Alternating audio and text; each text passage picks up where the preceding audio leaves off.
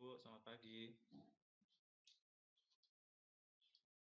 Selamat pagi, Pak. Pagi, Pak.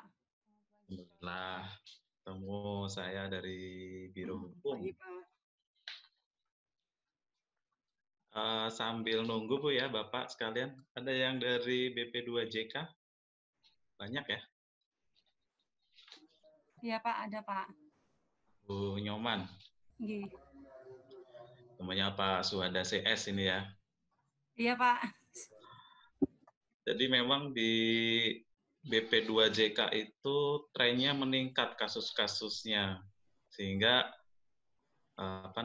ya mumpung ada nanti teman-teman BP2JK, beberapa yang saya lihat di sini juga sedang berperkara di pengadilan TUN, digugat oleh peserta yang kalah gitu Bu ya. Kalau di NTB itu pengalaman sekali itu PT Sopan 3 kali itu register. Terus ada teman-teman Bangka Belitung kemarin juga didampingi. Nanti ada pasca terbentuknya BP2JK di Maret 2019 itu sudah ada 8. 8. Nah, nanti kita prediksi di 2020 ini sekitar kalau asumsi inflasi itu naik 10% ya sekitar 12 lah. Ya, moga-moga NTB nggak kena. Nah, di 2012 ini yang kita prediksi sekitar 12 itu sudah ada 2 meluncur, yaitu BP2JK Jawa Barat dan BP2JK Jawa Tengah, Semarang. Kalau unit organisasinya dua-duanya Bina Marga. Bina Marga dengan long segmen ini memang cukup berpotensi, Bu. Jadi teman-teman Pokja nanti ya bisa jadi saling tukar pengalaman lah. Ada Mbak Nungki itu. Halo Mbak Nungki. Ibu Nungki ini yang ngurusin penyedia jasa, Bu. Ngurusin yang di LPJK.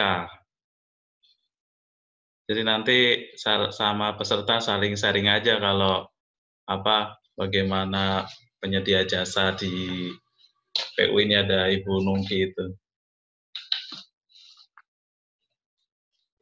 Siapa?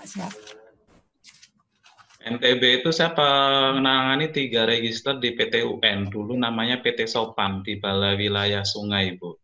Ya, Pak. Itu tahun berapa itu, Pak? Kenapa? Untuk yang tahun berapa tuh, Pak?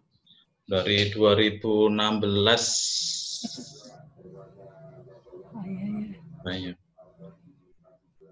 Pokoknya teman-teman BP2JK inilah siap-siap banyak sekali nanti potensi kasusnya dan memang sudah muncul karena saya lawyernya. Ya, Pak. Makasih. Sudah 8 ini.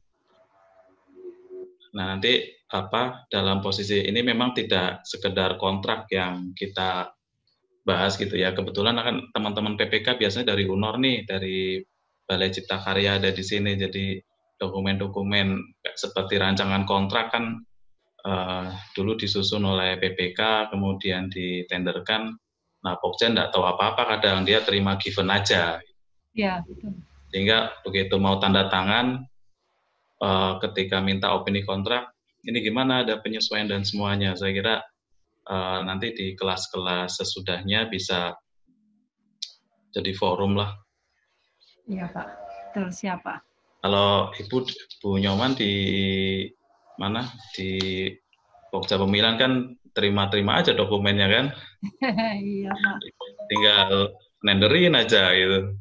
Substansinya juga kadang terdeteksi itu salah atau ada kekurangan ya baru ketika terjadi sengketa. Kalau belum ya dianggapnya baik-baik saja gitu.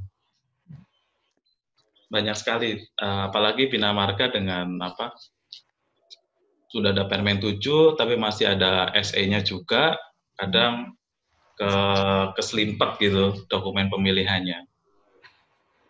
Iya, Pak. Ketepatan dulu sih Pokja, Pak. Ya. Jadi ya ikut-ikut jadi Pokja sampai dengan tahun ini ya 2019 masuk ke Kasubag sama PPK, Pak. Jadi kita menerima dokumen ya kita ngecek gitu, Pak. Nah, cek dokumen sebelum masuk ke Pokjanya, kelengkapannya dulu. Nah, nanti ada review-review sekarang, Pak. Yang dulunya itu kita memang tidak ada review, Pak. Begitu masuk, ya sudah kita hanya, ini kan ada memang mekanismenya untuk kita ini langsung ke PPK-nya, tapi kadang kan ya udah tinggal dilengkapin sendiri gitu. Tapi kadang juga banyak kosong, Pak. Memang di rancangan kontrak yang diberikan sama PPK itu baik isian syarat-syarat khusus atau apa itu masih kosong, Pak. Jadi pada waktu kita mau kontrak baru kita ngisikan isian daripada syarat-syarat khusus itu, Pak. Gitu. Iya. Nah, ya sekarang setelah BP2JK ini ya, dari awal kita sudah ngecek syarat-syarat khususnya baik itu apa namanya umur untuk bangunan ataupun jangka waktunya ataupun pemeliharaannya berapa, uang mukanya berapa. Nah, di situ kadang sering salah, Pak. Kadang dia itu paketnya kecil, uang mukanya pakai yang 20% gitu ya. Itu yang sekarang ini agak lebih kita kasih itu jadi ada SOP-nya lah sekarang, Pak. Iya. Nggih. Itu juga iya, itu kalau juga apa PPK-nya hanya satu paket, barangkali teliti. Oh, PPK-nya berapa paket? Kadang ngisinya juga pasca penetapan belum diisi juga. Iya. Kebetulan kan saya di tim opini yang di atas 100. Oh, gitu nggih. Jadi apa begitu kita mau bahas terutama ya untuk kalau BWS itu bendungan-bendungan itu Nggih, yang Pak. ada koefisiennya itu. Iya. Koefisiennya kan dia katanya harus review di pusat bendungan dan itu makan waktu berbulan-bulan, kadang 2 bulan gitu kan.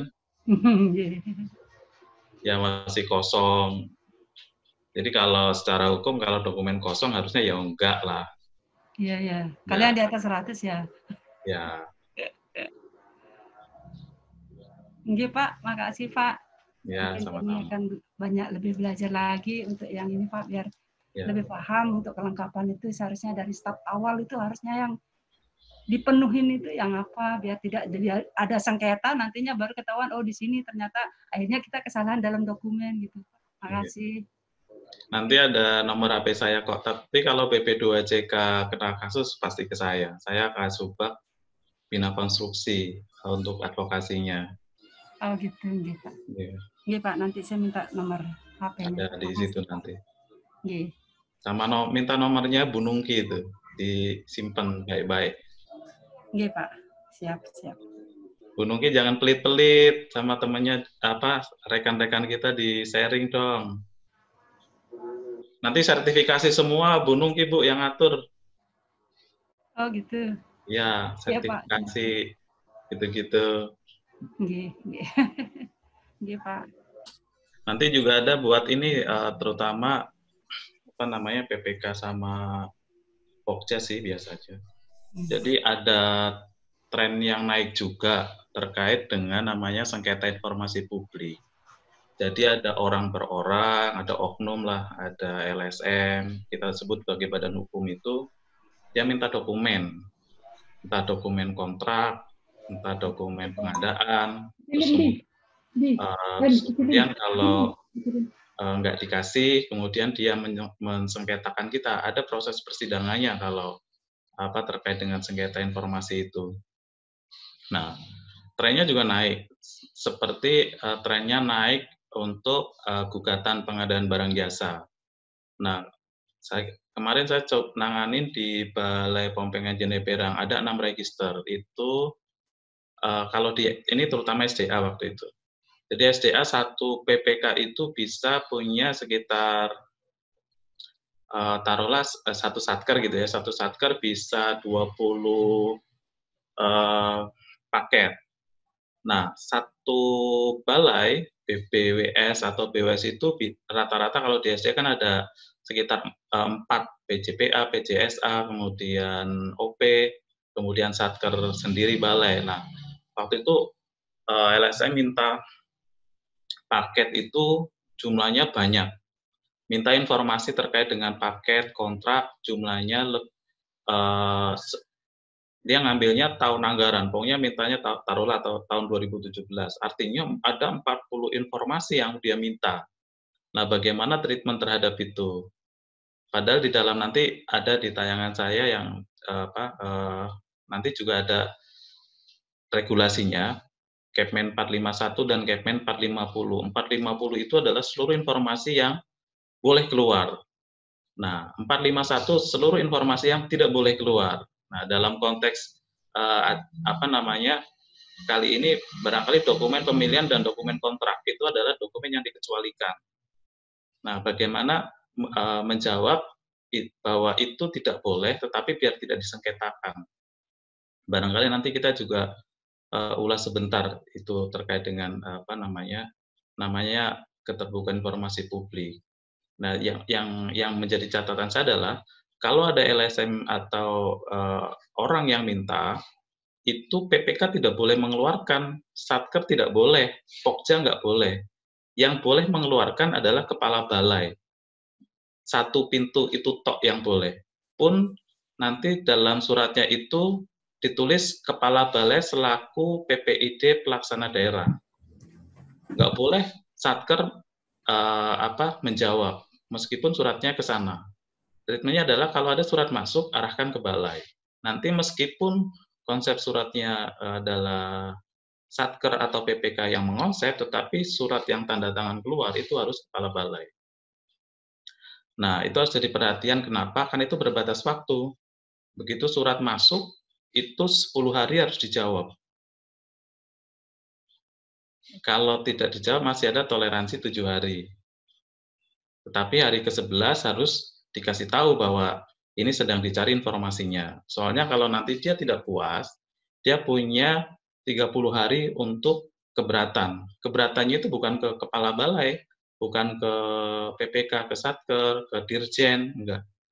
Keberatannya itu kepada Sekjen, Bu Anita Firmanti. Nah, itu kalau udah nyampe sana udah agak repot, sehingga kalau bisa di-handle teman-teman di UPT lah, di balai begitu. Nanti kita coba, dan itu trennya juga meningkat.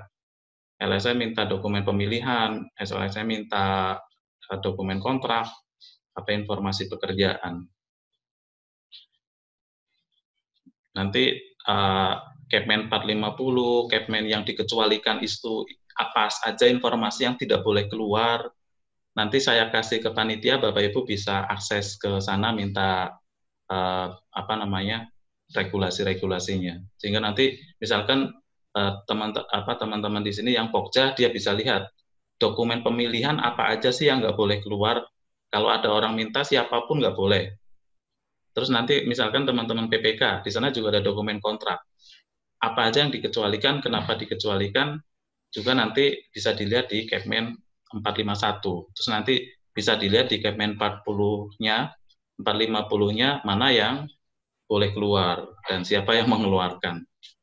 Jadi saya kasih ke panitia aja. Sambil nunggu, Bu, jadi ngobrolnya agak banyak ya, biar nggak ngantuk sayanya.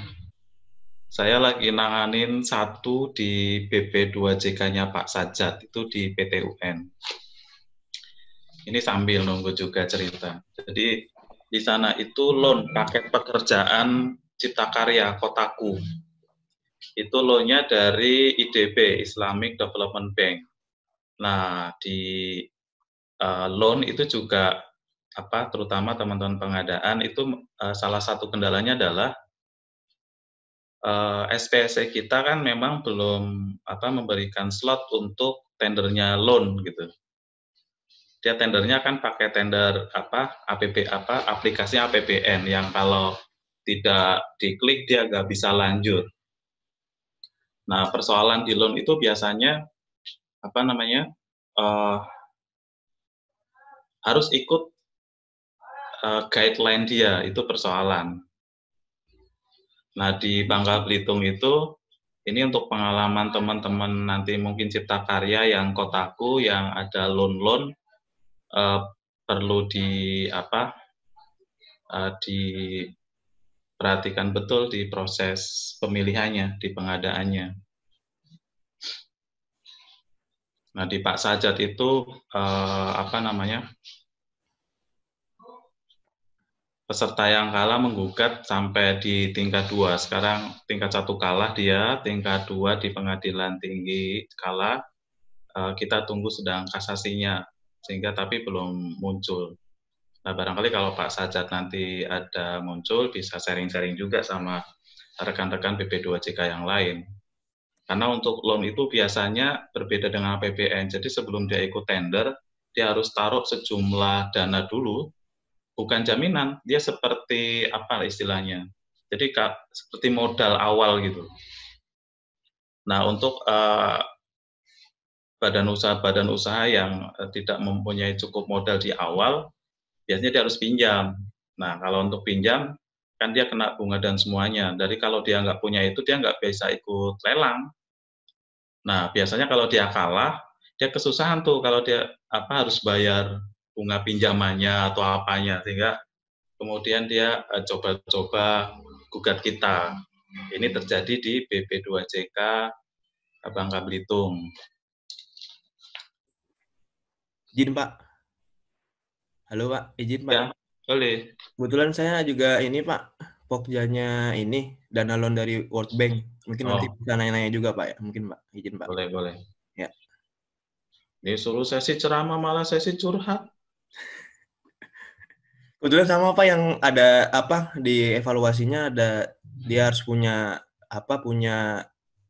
punya dana berapa. Kalau nggak dia punya menunjukkan fasilitas kredit dari bank gitu Pak. Sama yang tadi Bapak bilang juga pakainya dokumennya harmonize Pak. Jadi dia mengacunya ke Perpres 54, tapi kan yang SPC 4.3 ini kan dia kan pakainya Perpres yang 16 Pak. Jadi memang dokumennya ada tambahan-tambahan tersendiri dari lender Pak, gitu Pak. Mas Stefan dari mana? Unit saya OPSDA Pak. Kebetulan paketnya DOIS. OP Bendungan. Dari BWS atau penempatan di BP2JK? Di direktorat Pak. Kan kalau penalon BP2JK kan 2 orangnya dari user Pak, dari direktorat. Iya. Itulah kalau tapi harus pastikan Mas Steven itu pakai post review atau pre-review itu. Post review Pak. Pre ya? Post. Aduh, kalau post agak susah, harusnya pre. Kalau pre kan kita apa-apa terlindungi sama nolnya lender toh. Nah itu jadi masih perdebatan juga. Kebetulan lelang yang paket yang pertama ini juga yang ini Pak, masalah yang ditandatangan tuh Pak. Soalnya kan jadi di dokumen harmonize-nya ada syarat tanda tangan Pak di LDK-nya. Tanda tangan dari salah satu pihak yang dipilih Pak untuk bertanggung jawab. Namun kan SPC 4.3 kan kalau udah upload di SPC kan udah legal ya Pak kalau di kita Pak. Legal bertanda tangan. Itu juga kalau pos memang kesusahannya itu misalkan gini. Kalau di Perpres di sistem kan berbatas waktu, misalkan ada masa sanggah, padahal di lender nggak ada. Betul. Taruhlah sanggah itu 5 hari di dalam sistem, kalau nggak diklik dia nggak bisa lanjut. Tetapi pada guideline itu nggak ada. Itu satu persoalan, sehingga ketika nanti terjadi persoalan, kalau kita dapat 0 dulu dari lender, kita baru bergerak, itu lebih enak. Kenapa? Karena kalau lender pengalaman IDB itu bisa sebulan, 2 bulan, 3 bulan. Ada paket IDB di Aceh gitu, dia untuk mendapatkan 0 dari lender itu 8 bulan. Padahal proses tender itu harus selesai dalam sekitar 2 bulan kalau nggak salah. Nah, nunggu 0 itu, maka proses tender berhenti. Karena nggak bisa lanjut kalau belum ada nolnya dari lender toh kalau review itu. Betul. Jadi kalau World Bank kita mulai pengumumannya itu setelah nolnya udah disetujui Pak. Iya. Dan semua pergerakannya Pokja kan harus setuju lender dulu toh. Kita kirim surat dulu, nanti notisnya baru keluar, kita baru bisa bergerak kan. Betul Pak. Ini yang meskipun sinkronis kurang kompatibel sama Perpres dalam sistem. Itu memang persoalan di lender dan itu sudah ada kasusnya. Saya tangani dengan IDB waktu itu. Ya, kira-kira mirip-mirip lah tergantung lendernya entah dari mana kan sama-sama loan. Soalnya pas kita konsultasi ke procurement spesialisnya itu ntar dilimpahkan ke Pokja lagi, kita kan bingung. Janganlah, procurement spesialisnya yang harus ngawal, harusnya kan dia bisa membridging gitu, jembatanin antara loan sama kita. Iya Pak. Iya. Mana ini balai? Hostnya udah belum? Silakan Pak. Mau dimulai? Silakan Pak kalau mau dimulai Pak. Oh, kirain ada pembukaan dulu. Oh enggak Pak, langsung aja Pak. Oh, kalau nggak pesertanya udah komplit ya? Kurang 3 sih kayaknya Pak. Kurang 3? Iya Pak. Nyusul aja ya? Siap Pak, nanti saya coba WA Pak. Iya, ini sahur saya agak kurang dan Indomie, sehingga agak ngantuk. Siap Pak. Siapa yang sahurnya udah Indomie dan sarden, berarti sudah ini. Udah mulai Indomie pasti, minggu ketiga itu. Baik, Bapak Ibu sekalian, terima kasih kesempatannya. Diberikan kesempatan mewakili Biro Hukum untuk memberikan sharing lah, nggak ngajar sama sekali karena ibu-ibu jauh lebih jago. Saya hanya sharing pengalaman-pengalaman yang kebetulan saya kasubag advokasi, sehingga persoalan-persoalan yang muncul di pengadilan itu yang lebih menjadi concern saya. Dan kalau terjadi persoalan di pengadilan, hak Bapak Ibu sekalian selaku tergugat atau selaku pihak itu apa yang bisa didapatkan. Saya lebih kepada itu. Jadi lebih kepada memberikan advokasi kepada Bapak Ibu sekalian jika terjadi persoalan. Semoga tidak. Tetapi pada saat ini memang trennya naik. Kalau sebagian peserta ini adalah dari PP2JK, nanti saya akan kasih data, trennya meningkat. Dan UNOR juga yang potensinya meningkat, dan dari dulu juga memang potensinya tinggi, tetapi meningkat dengan kebijakan-kebijakan di Direktorat Jenderal, seperti Bina Marga dengan long segment. Saya kira concern saya lebih kepada tidak hanya kontrak, karena kontrak saya kira sudah dibahas lah bagaimana teori kontrak, pengantar kontrak oleh pemateri-pemateri terdahulu. Misalkan memang kalau di dalam TOR yang dikasih ke saya itu hanya akan diminta untuk menyampaikan Undang-Undang 2 2017 dan Permen 7. Tetapi ada satu slot yang kurang kalau kita bilang kontrak, itu satu, yaitu Perpres 16 2018. Kenapa? Karena memang di sana ada perbedaan, dan saya kira ini belum ketemu antara Undang-Undang Jasa Konstruksi kan istilahnya domainnya PU, kemudian Perpres itu domainnya LKPP. Saya kira ini belum cukup ngobrol. Itu bisa ya ini hanya sekilas saja, saya kira pasti sudah dibahas lah di pemateri-pemateri sebelumnya terkait dengan kontrak. Misalkan kalau menurut Perpres, kontrak itu adalah perjanjian tertulis antara PPA, KPA, PPK dengan penyedia jasa.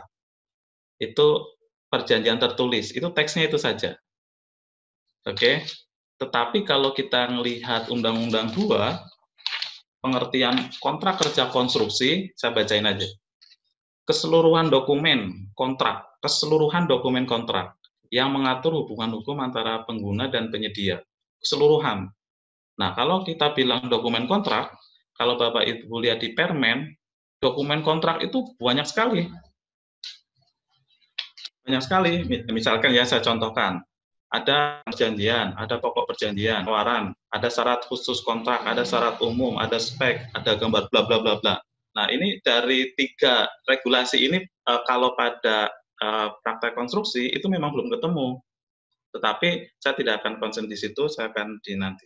Maksud saya adalah kalau di dalam LKPP Perpres yang itu pasti dianut oleh seluruh Pokja PPK, ya, yang namanya kontrak itu yang surat perjanjian kalau di kita. Nah, itu yang kontrak tuh. Kenapa? Karena dibikin oleh 2 pihak. Kan ditandatangan oleh penyedia dan pengguna. Tetapi kalau kontrak kerja konstruksi konstruksi menurut Undang-Undang 2 itu keseluruhan dokumen kalau di dalam permen, kira-kira begitulah rezimnya banyak. Tetapi ada satu rezim lagi yang di luar itu semua, yaitu rezim lawyer KUA Perdata. Di sana bahwa nanti ada di bantayang bahwa yang kontrak itu penganut asas kebebasan berkontrak. Nah, nanti ada di syarat-syarat. Saya kira, maksud saya ceritakan begini, saya tidak terlalu akan membahas yang kayak tadi, bagaimana kontrak, struktur kontrak, terus arti berapa, dan saya kira sudah dibahas oleh nanti Bapak Ibu bosan malah mendengar itu. Yang saya concern adalah, kalau tren saat ini yang terjadi di PUPR, potensi gugatan. Nah, potensi gugatan, kalau terjadi ke Bapak Ibu, apa yang Bapak Ibu bisa lakukan? Nah, saya kira itu menjadi concern saya. Saya kira mohon izinnya begitu, jadi nggak spesifik gitu ya. Baik Bapak Ibu, saya mulai. Oke, ini ada bahan paparan. Nanti bahan paparan ini saya juga sertakan seluruh data pendukungnya, seperti regulasi kasih satu folder ke panitia, Bapak Ibu bisa minta ke panitia jika berkenan, baca-baca nggak apa-apa, terutama Kepmen 451. Kepmen 451 adalah seluruh informasi yang tidak boleh keluar. Kalau dalam konteks ini Bapak Ibu ada di PP2CK Pokja, pemilihan apa yang nggak boleh keluar, bisa dicek di sana. Dan bagi teman-teman yang dari UNOR, misalkan PPK atau staf pelaksana, bisa lihat dan sudah sangat banyak di pemateri-pemateri terdahulu. Oke, ini CV saya. Nanti ada nomor HP saya di bawah, jika mau konsultasi boleh, dan itu ya silakan aja lah, memang tugas saya mensupport Bapak Ibu. Saat ini general. Jadi kalau teman-teman PP2CK ada kena persoalan, baik perdata, TUN, KPPU, KIP, itu kira-kira akan masuk ke bagian saya di Birohukum, dan sebelum ke Birohukum itu biasanya ke Sesdijen di Bina Konstruksi. Saya ada di situ, kemudian saya juga ada di tim opini kontrak di atas 100 miliar atau untuk konstruksi atau strategis, atau untuk 10 miliar jasa konsultansi. Saya juga ada kemarin di tim penetapan pemenang di atas 100, terus ada di Komite Hukum LPJK Nasional kemarin, dan profesi advokat ini untuk mensupport Bapak Ibu kalau terjadi gugatan. Ini hanya kenalan saja, kompetensi saya ada di situ, sehingga kalau nanya di luar itu kira-kira ya saya perlu bertanya ke orang. Baik, ini yang karena topik besarnya adalah kontrak konstruksi, memang saya bisa jelaskan bahwa dalam Undang-Undang 2 itu memang memberikan porsi lebih terkait dengan kontrak. Bunyinya begini, kesetaraan kedudukan antara penyedia kesetaraan. Memang Bapak Ibu harus akui bahwa di dalam APBN pada prakteknya gitu ya, kedudukan pengguna itu biasanya subordinat, dia lebih tinggi. Istilahnya kalau sudah ketemu penyedia jasa diapain aja pasti mau, kira-kira begitu. Jadi kecil kemungkinan kira-kira kalau sudah berkontrak, pengguna jasa itu melakukan gugatan, melakukan perlawanan. Karena ya masih prakteknya masih pengguna jasa itu kira-kira domainnya lebih tinggi lah. Harusnya tidak. Ini praktek-praktek di luar negeri sudah memberikan kesetaraan. Ini yang kemudian kira-kira lah orang-orang bilang FIDIK itu jauh lebih memberikan rasa keadilan karena tidak ada yang dilebihkan. Tapi kan itu semua sangat tergantung pada praktek di konstruksi kita, sangat kecil porsi bahwa dalam sebuah kontrak, jadi gugatan terhadap kontrak nanti ada dua, nanti saya jelaskan di bawah, ada namanya wan prestasi dan PMH. Wan prestasi itu adalah gugatan terhadap kontrak, basisnya kontrak. Nah, gugatan wan prestasi ini dari seluruh reka perkara yang ada di kita di PUPR, nanti kita bisa tunjukkan data di 2019 itu nggak lebih dari 10%. Artinya apa? Persoalan yang terjadi di kontrak konstruksi itu selesai di musyawarah, selesai di adendum begitu. kalaupun itu mau lanjut ke persoalan istilahnya gugatan, itu paling banter ke arbitrase. Jarang ke pengadilan. Kalau ke pengadilan istilahnya, ya penyedia jasa cari mati aja. Wong itu tempat hidup dia kok dia perkarain. Nah, kira-kira begitu yang membuat kesetaraan itu belum yang ingin diciptakan oleh Undang-Undang 2 ini dalam bentuk concern terhadap kontrak dengan concern menjamin kesetaraan. Ini kira-kira begitu. Terus ini juga menjamin kesetaraan masih di dalam pasal 3 dan pasal 4 Undang-Undang 2. Masih menjadi concern. Nah, terus kemudian diturunkan ke dalam pasal selanjutnya, itu menjadi kewenangan pemerintah pusat untuk mengembangkan kontrak kerja konstruksi. Ini yang tadi kita tidak akan berdebat antara LKPP dengan Undang-Undang 2 terkait dengan pengertian dari kontrak. Ini hanya menjelaskan bahwa Undang-Undang 2 concern terhadap kontrak dengan tujuan untuk mensetarakan tadi yang belum berimbang. Pengguna itu harus setara dengan penyedia, diusahakan seideal itu. Meskipun dalam praktek pengguna lebih superior daripada penyedia. Tetapi undang-undang ini kira-kira tujuannya begitu. Terus yang ingin saya ini. Jadi yang ingin saya bahas adalah justru persoalan. Jadi kalau dalam undang-undang atau dalam Perpres yang disebut pengadaan barang jasa, dan ini menjadi misi yang dibawa oleh Direktorat Jenderal Bina Konstruksi, kira-kira begitulah. Bahwa pengadaan barang jasa itu dimulai dari proses perencanaan sampai pemeliharaan kedua, FAU kedua. Artinya, proses pemilihan, proses pelaksanaan kontrak itu masih dalam ranah pengadaan. Kira-kira begitu ya. Jadi, kontrak itu tidak berdiri sendiri. Dia juga satu rangkaian dengan pemilihan di PP2JK, kemudian pelaksanaan kontrak, kemudian pemeliharaan, sampai nanti pemeliharaan kedua. Yang saya mau ceritakan adalah ketika dokumen rancangan kontrak yang termasuk dalam bagian proses pengadaan itu, saat ini trennya sengketa itu terjadi di BP2JK. Sejak berdirinya Maret 2019 itu sudah ada 8 gugatan yang diajukan oleh penyedia yang kalah.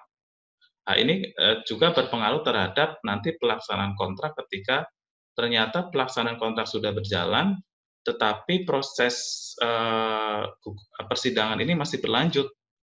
Ketika pemenang sudah berkontrak dengan PPK, peserta yang kalah masih bersengketa dengan Pokja. Bagaimana nanti kalau hasilnya kalah? Nah, ini juga menjadi perhatian yang menjadi concern saya. Saya ceritakan di sini ada 8 sementara yang masuk ke kami yang saya tangani langsung. Satu itu ada Pangkal Pinang. Pangkal Pinang itu Bangka Belitung. Itu sekarang prosesnya kita menang tingkat 1, tingkat 2, dan kita tunggu proses kasasi ini yang loan. Kemudian di Riau, PT Tisa Lestari ini di PP2JK, ini terkait dengan jalan jembatan. Kemudian ada di Pengadilan Negeri Ambon, itu terkait dengan penyediaan perumahan kalau tidak salah, keciptakaryaan lah, di PP2JK Ambon. Terus kemudian di Kendari. Kendari itu ada 2, satu terkait dengan pembangunan jalan preservasi, dan ini juga ada KPPU-nya. KPPU itu jadi penyedia melaporkan Pokja bahwa terjadi persekongkolan, kira-kira begitu, atau persaingan tidak sehat. Itu di Kendari. Ini juga Kendari sudah putus, sudah menang. Ambon itu nomor 3 itu dicabut gugatannya sehingga kita posisi menang. Terus ada yang sekarang berjalan itu di Semarang, PT Telaga, itu yang digugat 2, Pokja karena ini di atas 100, sekitar 290 sekian miliar, menteri atau PA yang menetapkan. Jadi yang digugat itu menteri serta lanjut, mohon maaf, sinyal tidak dalam kendali saya. Siap Pak, silakan Pak. Takutnya kalau pakai HP justru paparannya yang nggak nampak, makanya memaksakan pakai ini pelan-pelan aja. Siap Pak, siap Pak. Oke, ini lanjut. Nah, kemudian yang ke-7 itu ada bangun pilar Patroman. Itu juga pembangunan jalan di Jawa Barat, di Tasikmalaya kalau tidak salah. Gugatannya di PT UN Jawa Barat. Ini proses pemilihan. Yang saya mau terangkan di sini adalah orang bersengketa itu ketika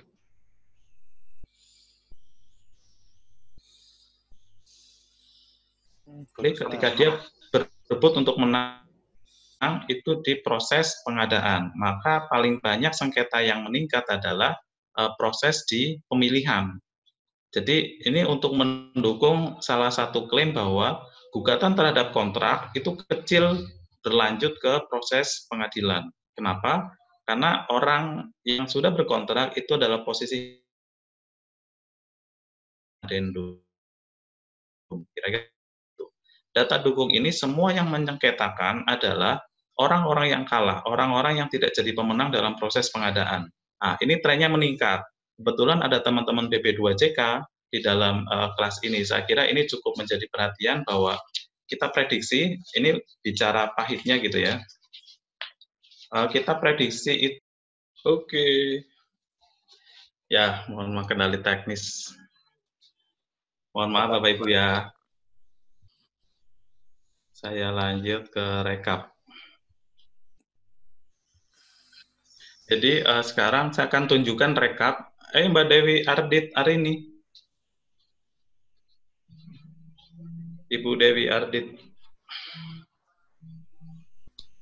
Jadi saya akan tunjukkan rekap bahwa persoalan kontrak itu kecil porsinya yang lanjut ke pengadilan. Ini per UNOR. Kita bisa lihat datanya.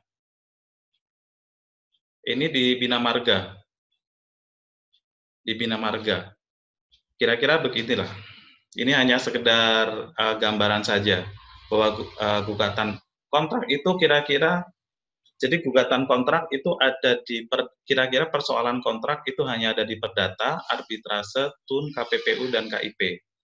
Nah, kita hanya bisa lihat di sini. Jadi kita kecualikan persoalan pidana. Jadi tetap masih di concern di Perdata, Arbitrase, TUN, KPPU, dan KIP. Kita kecualikan pidana. Karena rata-rata gugatan terhadap kontrak itu cuma ada gugatan terhadap Perdata itu cuma ada 2. Satu yang disebut sebagai wan prestasi, itu gugatan yang berbasis kontrak. Yang kedua, gugatan namanya PMH, perbuatan melawan hukum. Itu semuanya gugatan selain yang berbasis kontrak. Nah, menurut aturannya, 2 gugatan ini nggak boleh nyampur. Kalau gugatannya nyampur, maka ditolak otomatis oleh pengadilan. Kira-kira begitu. Maka yang kami sajikan adalah data di Bina Marga terkait dengan persoalan Perdata, Arbitrase, TUN, KPPU, dan KIP. Ini sekitar 190 Bina Marga. Kemudian Cipta Karya, ini data masih 2019 belum update. Kira-kira begini sebarannya. Terus kemudian di sumber daya air, sebarannya begini. Totalnya 77. Dijen Perumahan ketika bergabung dengan Kementerian PUPR di 2015.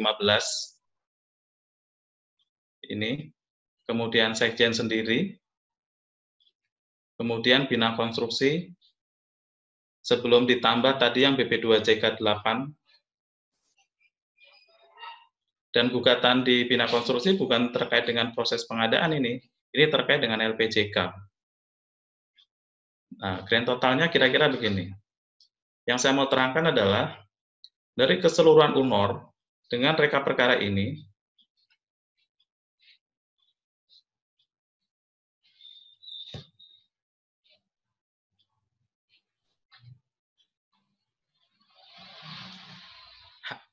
sengketa kontrak termasuk dari persoalan, tetapi dia menjadi gugatan itu porsinya sangat kecil. Dari keseluruhan rekap tadi, paling banyak itu memang pada proses pengadaan tanah, pengadaan lahan, kemudian BMN, terus kemudian layanan publik, keterbukaan, dan pengujian materi. Sehingga untuk kontrak konstruksi, yang tadi saya sampaikan adalah bahwa porsi di PU itu masih kecil gugatan terhadap kontrak. Artinya penyedia yang melakukan gugatan di kita, baik ke pengadilan maupun ke arbitrase, itu kecil. Palingan itu penyedia jasa yang besar, BUMN ataupun asing, itu pun ke arbitrase. Nah, heavy-nya Undang-Undang 2 ini tidak memberikan alur ke pengadilan. Menurut Undang-Undang 2, dia akan lebih memilih kepada jalur arbitrase sejauh mungkin. Ini sama, tadi hanya sebab saja. Nah, itu kira-kira gambaran yang bisa saya sampaikan bahwa dalam proses pengadaan barang jasa tadi, mulai dari pemilihan, kemudian pelaksanaan kontrak, sampai pemeliharaan, posisi di kita, penyedia dan pengguna itu belum seimbang. Artinya, penyedia kalau sudah berkontrak, itu kecil sekali mempermasalahkan kita sampai berujung kepada pengadilan. Kira-kira begitu. Ya, semua selesai bukan di bawah tangan sih, semua selesai di musyawarah, kemudian selesai melalui mekanisme adendum. Saya kira forum-forum itu lebih banyak dilakukan di kita. Maka Undang-Undang 2 ini ingin menyetarakan posisi antara pengguna dan penyedia. Kira-kira begitu yang ingin dibawa alam berpikirnya. Dari gambaran rekap perkara tadi juga sudah menunjukkan fakta bahwa gugatan terhadap kontrak itu kecil. Kira-kira itu yang membuat tenang. Tetapi itu saya kira sudah dibahas oleh pemateri-pemateri terdahulu, tetapi yang saya ingin sangat terangkan adalah kalau Bapak Ibu nanti terkena persoalan, bagaimana dan apa yang menjadi hak Bapak Ibu sekalian. Satu ini. Yang kedua, bahwa dasar bertindak ASN kita-kita ini, baik Pokja maupun PPK, itu hanya boleh mendasarkan pada dua. Satu, dasar hukum, dan dua, dasar kewenangan. Kalau dua ini tidak dilakukan, maka seluruh perbuatannya itu disebut sebagai batal demi hukum. Artinya perbuatannya tidak dianggap tidak pernah ada. Sehingga pengertian dasar hukum dan kewenangan saya akan sedikit singgung. Kalau berbicara kontrak, tadi kan ada dua rezim. Satu LKPP yang membilang bahwa kontrak itu adalah perjanjian tertulis antara penyedia dan pengguna terkait dengan keseluruhan. Dan kemudian Undang-Undang 2 dan Permen 7 itu keseluruhan dokumen yang banyak sekali. Tetapi ada satu rezim di sini yang saya kira tidak dibawa, bahwa ketika perjanjian dalam Kitab Undang-Undang Hukum Perdata, yang ini biasanya menjadi narasi-narasi dari para lawyer yang ada di persidangan. Untuk sebuah perjanjian, syarat-syaratnya cuma dua ini. Ada di 1320 KUH Perdata. Pertama itu syarat subjektif, yang kedua syarat objektif. Apa itu syarat subjektif? Ada dua, yaitu kesepakatan dan kecakapan. Bersepakat dan kecakapan. Kecakapan itu terkait dengan legal standing atau kapasitas. Misalkan gini, dulu sebelum Undang-Undang Perkawinan, Undang-Undang 7, istri itu nggak boleh melakukan perjanjian. Dia harus sepengetahuan suami atau suami yang di bawah. Atau yang kedua, mohon maaf, ada yang disebut kuratel dalam pengampuan. Orang-orang yang misalkan ambisil atau Down syndrome dan semuanya, dia dianggap tidak cakap. Perjanjiannya itu dapat dibatalkan. Apa arti dapat dibatalkan? Selama tidak ada atau putusan pengadilan ataupun tidak ada yang membatalkan, sebenarnya perjanjian itu sah saja. Tetapi kalau ada yang mempersoalkan, itu bisa dibatalkan melalui uji. Dan yang kedua, yang syarat objektif, hal tertentu dan sebab yang halal. Ini salah satunya kesesuaian dengan peraturan perundangan. Misalkan kalau sebab yang halal, kira-kira ya kalau orang jual beli narkoba itu ya nggak halal lah, kira-kira begitu. Maka perjanjian yang tidak menggunakan sebab yang halal dan hal tertentu itu batal demi hukum. Arti batal demi hukum adalah perjanjiannya dianggap tidak pernah ada sedari awal. Nah, ini menjadi penting ketika proses pengadaan barang jasa, ketika yang kalah itu menggugat di persidangan dan prosesnya memakan waktu panjang, sedangkan taruhlah paket pekerjaan itu single years, hanya sekitar 8 atau 10 bulan, sudah berkontrak, bagaimana nih? Nah, itu nanti kalau batal demi hukum, loh, nanti perjanjiannya dianggap tidak pernah ada, berarti seluruh yang ada di PPK nggak batal dong. Nah, nanti kita bahas di sesi itu. Hal tertentu, contohnya, ini yang tadi disampaikan oleh Bu Nyoman dari BP2JK Nusa Tenggara. Ini mumpung di sini teman-teman ada BP2JK dan UNOR gitu ya. Jadi kalau kasih dokumen, kalau misalkan kayak rancangan kontrak, sebenarnya Bapak Ibu kan sudah tahu apa yang akan diperjanjikan dalam kontrak itu, sehingga harusnya sudah diisi itu semua. Tetapi pada kenyataannya, terutama yang saya alami biasanya kan ada tim, saya kebetulan tim opini hukum kontrak yang di atas 100 yang datang ke kita, misalkan bendungan gitu ya, itu belum diisi, titik-titiknya itu masih isi titik-titik. Harusnya ketika sudah ditenderkan, orang tahu apa yang akan diperjanjikan, itu hal tertentu. Misalkan pembangunan bendungan dengan breakdown-nya itu seperti apa, itu harusnya sudah. Tetapi misalkan itu kendala teknis di kita, balai-balai itu kan kalau bendungan harus melalui asistensi, misalkan koefisien itu harus melalui asistensi pusat bendungan, yang itu memakan waktu lama 1 sampai 1-2 bulan, padahal tender itu hanya 1 kadang 1 bulan, sehingga penetapan pemenang sudah ada, itu belum terisi. Maka kalau di opini kontrak biasanya kita sarankan menghindari gugatan oleh peserta yang kalah ya melalui mekanisme adendum pertama, baru kemudian dengan yang diopinikan.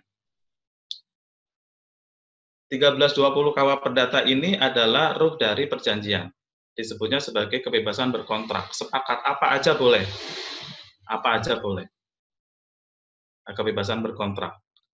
Ini ini yang belum dimasukkan menurut saya ada di rezim LKPP yang tadi kita bilang perjanjian tertulis itu, kemudian ada di Undang-Undang 2 yang bagian dari keseluruh dokumen. Kenapa? Karena dalam dokumen yang dimasuk Undang-Undang 2, kemudian di Permen 7, dan harusnya diatur dulu di PP-nya. Dibilang dalam Undang-Undang 2 itu terkait dengan kontrak kerja konstruksi, diatur lebih lanjut dalam peraturan pemerintah. Sampai hari ini, memang PP-nya belum terbit dari PP Undang-Undang 2 itu, karena terhambat infonya oleh Omnibus Law. Jadi semua yang terkait dengan proses perizinan atau usaha itu berhenti sebentar menunggu Omnibus. Jadi PP Undang-Undang 2 belum keluar. Nah, nanti dalam PP itu harusnya mengatur bagaimana kontrak kerja konstruksi. Nah, bagaimana Undang-Undang 2 lahir, PP belum ada, tapi Permen sudah mengatur. Nah, dokumen kontrak yang banyak sekali yang di dalam yang ada di Permen 7 itulah yang kita bilang itu disepakati oleh para pihak. Karena misalkan SPPBJ yang bagian dari dokumen kontrak tidak terpisahkan itu kan dibikin oleh hanya satu pihak, yaitu oleh pengguna, penyedia nggak ikut-ikutan menyusun SPPJ, contohnya begitu. Tapi 1320 ini hanya memberikan gambaran kepada Bapak Ibu bahwa untuk sebuah perjanjian syarat-syaratnya hanya ini saja. Kalau ini dibikin sah, kira-kira begitu. Sebenarnya kalau kuliah kontrak, kalau di kami di lawyer, pasal ini saja sudah selesai. Sisanya misalkan kayak kalau di konstruksi misalkan SSUK itu yang sektor lah. Yang kedua, begitu ini yang untuk objektif terutama tidak boleh bertentangan dengan peraturan perundangan. Peraturan perundangan menurut Undang-Undang 12 2011 dan perubahannya mengatur yang disebut sebagai hierarki. Jadi ketika menyusun yang dibekali, jadi PPK Pokja sampai hari ini menurut saya itu masih kitabnya cuma 2, yaitu Undang-Undang 2, Perpres 16, kemudian Permen 7 yang kita anggap sebagai turunan Undang-Undang 2, dan PMK. Dia tidak melihat yang maksudnya memang bukan keterbatasan, memang belum ada pengayaan dari pembinaan di atasnya bagaimana aturan-aturan itu terkait. Aturan-aturan terkait itulah yang nanti di belakang saya sampaikan banyak sekali regulasi yang tidak diketahui oleh Pokja dan PPK ataupun para pelaksana itu yang justru berujung pada pengadilan. Contohnya Undang-Undang Administrasi Pemerintahan, kemudian keterbukaan informasi publik, persaingan usaha. Persaingan usaha itu ada ada contohnya tadi, ada 2 di Kendari sudah berjalan, kemudian ada KIP, ada 12 sedang berjalan. Itu KIP terkena kepada PPK semua. KPPU terkena Pokja. Nah, karena yang ditembak adalah persekongkolan. Nah, itu tidak ada di dalam peningkatan kapasitas, kemudian pembinaan SDM yang terkait dengan regulasi-regulasi di luar Perpres 16, kemudian PMK, Undang-Undang 2, Permen 7. Makanya hierarki ini menjadi penting untuk menjadi guidance kita. Hierarki di kita, undang-undang itu cuma diatur begini. Dimulai dari Undang-Undang Dasar 45, kemudian ada TAP MPR, ada undang-undang dan Perpu, kemudian ada PP, ada Perpres, ada Perda, dan peraturan daerah kabupaten kota. Permen tidak ada. Di mana permen? Kira-kira permen itu di bawah presiden, di atas Perda.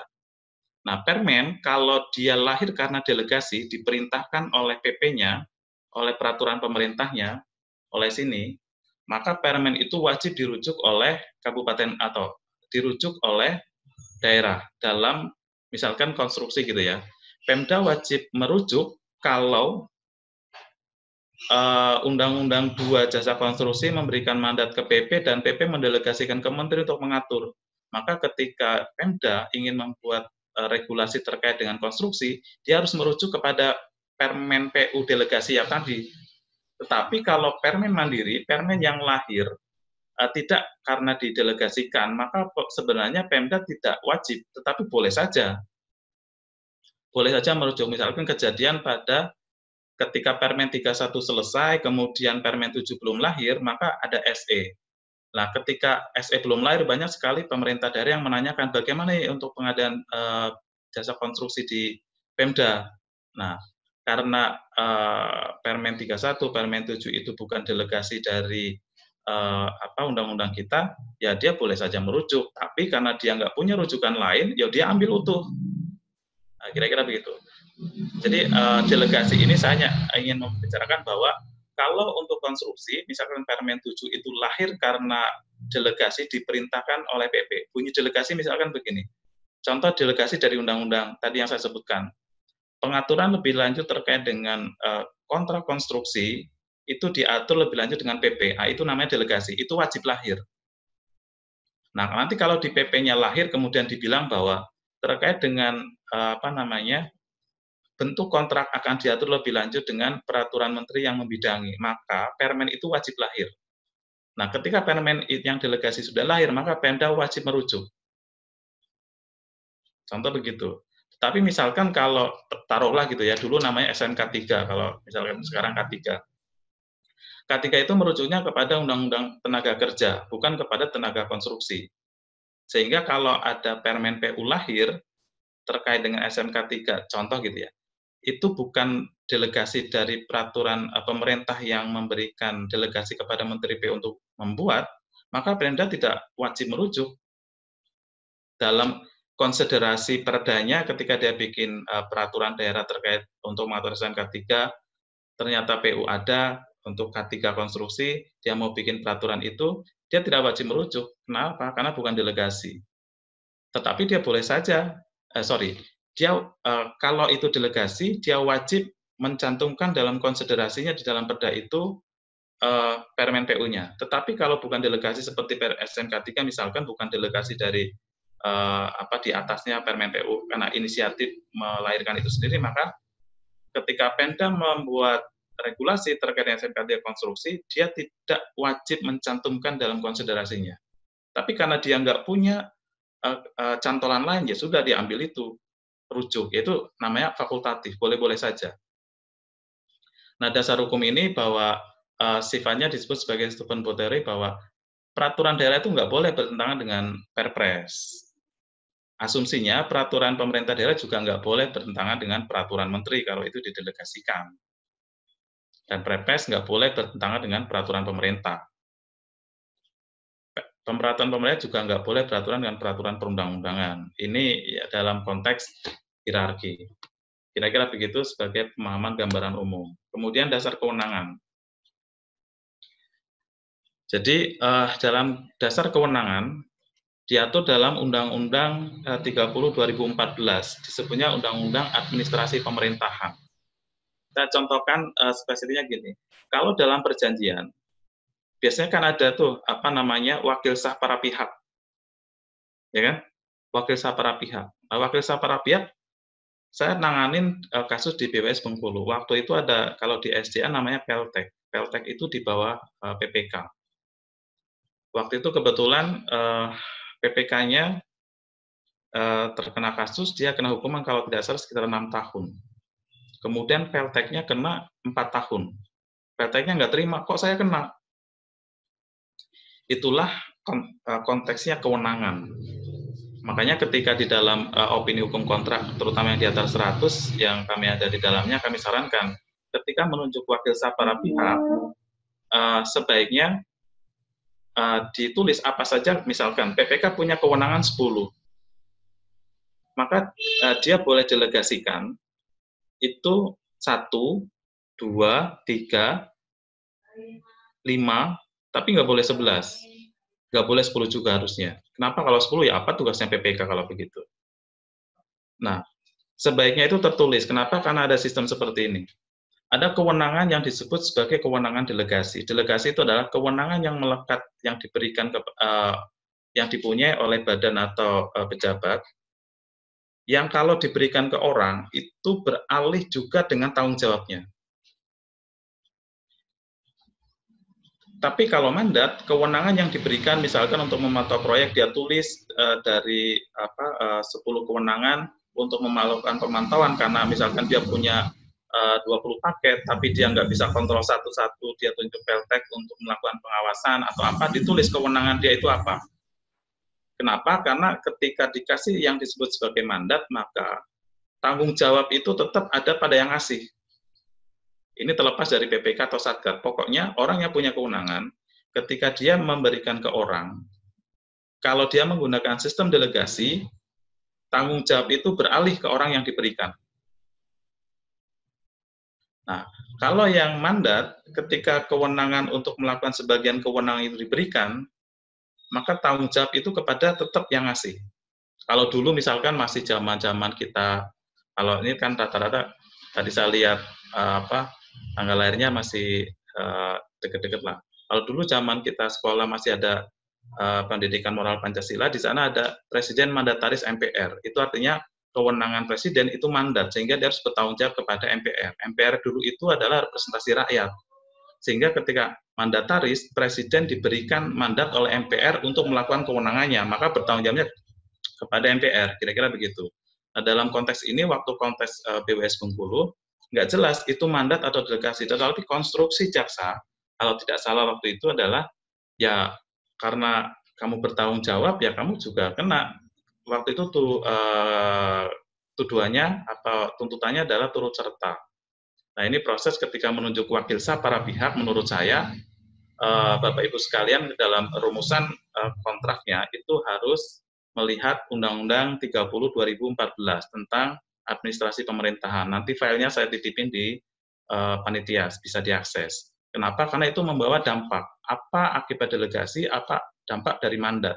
Sehingga Bapak Ibu tidak boleh egois ketika memberikan kewenangan kepada stafnya di bawahnya, itu juga harus memprotek dia.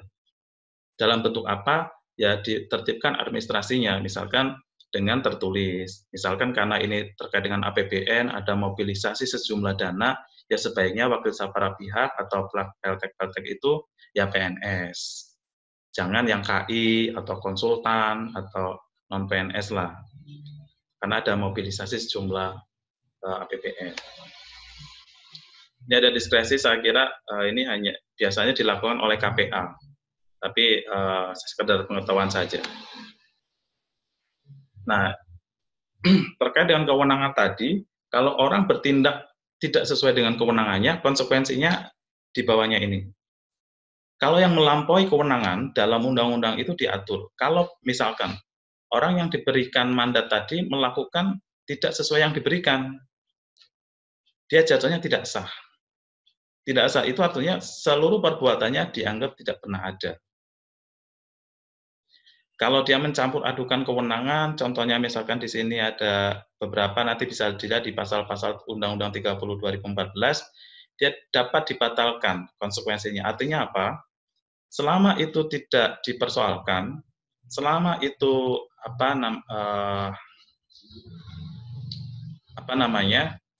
masih menjalankan tugas dan fungsi sesuai on the track, dan itu tidak dimintakan di proses persidangan, tidak diuji, maka sebenarnya tetap sah.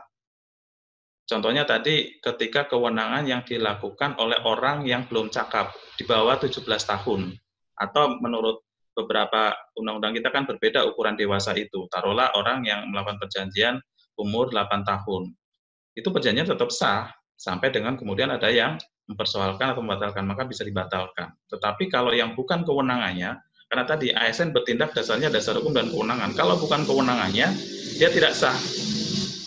Nah, ini konteksnya tadi, kalau misalkan proses pengadaan barang jasa, sudah ketemu pemenangnya, sudah berkontrak, sudah tender, sudah jalan, sudah progres misalkan sampai 40%, ternyata pada proses pemilihan ketika dilakukan gugatan oleh peserta yang kalah, terbukti di pengadilan bahwa prosesnya tidak prosedural, sehingga dibatalkan SK penetapannya, SK oleh Pokja, sehingga pemenangnya berakibat. Ini yang sedang disusun oleh Inspektorat Jenderal, oleh teman-teman Bina Konstruksi, Direktorat Penyelenggaraan, bagaimana mekanisme pemutusan kontrak yang didasarkan atas tadi tidak dipenuhinya pasal 1320, salah satunya tidak diikuti prosedur. Saya kira nanti di situ ada teman satu kelas, Mbak Nungki, bisa ditanya bagaimana prosesnya. Sekarang di Inspektorat Jenderal, jadi proses pembatalan kontrak, penghentian kontrak yang karena proses persidangan oleh peserta yang kalah terbukti bahwa prosesnya itu tidak prosedural dan dibatalkan oleh pengadilan. Bagaimana treatment terhadap pelaksanaan kontrak itu ada. Saya kira nanti bisa didiskusinya yang lain waktu. Tetapi di sini hanya menggambarkan bahwa kita bertindak itu harus sesuai dengan kewenangannya. Jika tidak, maka konsekuensinya ini tidak sah, dapat dibatalkan atau sah. Nah, pekerjaan apa atau kewenangan yang mana saja yang itu berakibat tidak sah, kewenangan mana saja yang kewenangannya dapat dibatalkan, itu bisa dilihat di Undang-Undang 30. Nanti saya kasih ke panitia. Ini narasi selanjutnya bisa dilihat juga di sana. Untuk sebuah SK, surat misalkan SPPJ ataupun surat penetapan oleh Pokja maupun PPK mengeluarkan surat, itu bisa dibatalkan hanya oleh dua. Satu, oleh yang menerbitkan sendiri, yang kedua oleh pengadilan setelah diuji. Artinya, misalkan begini, Pokja sudah mengeluarkan penetapan pemenang gitu ya, menetapkan pemenang. Kemudian ada peserta yang kalah, melakukan gugatan. Tapi proses penetapan pemenang tetap lanjut ke dalam kontrak, kemudian pelaksanaan pekerjaan. Maka SK-nya itu tetap sah. Pelaksanaan pekerjaan kontraknya tetap sah.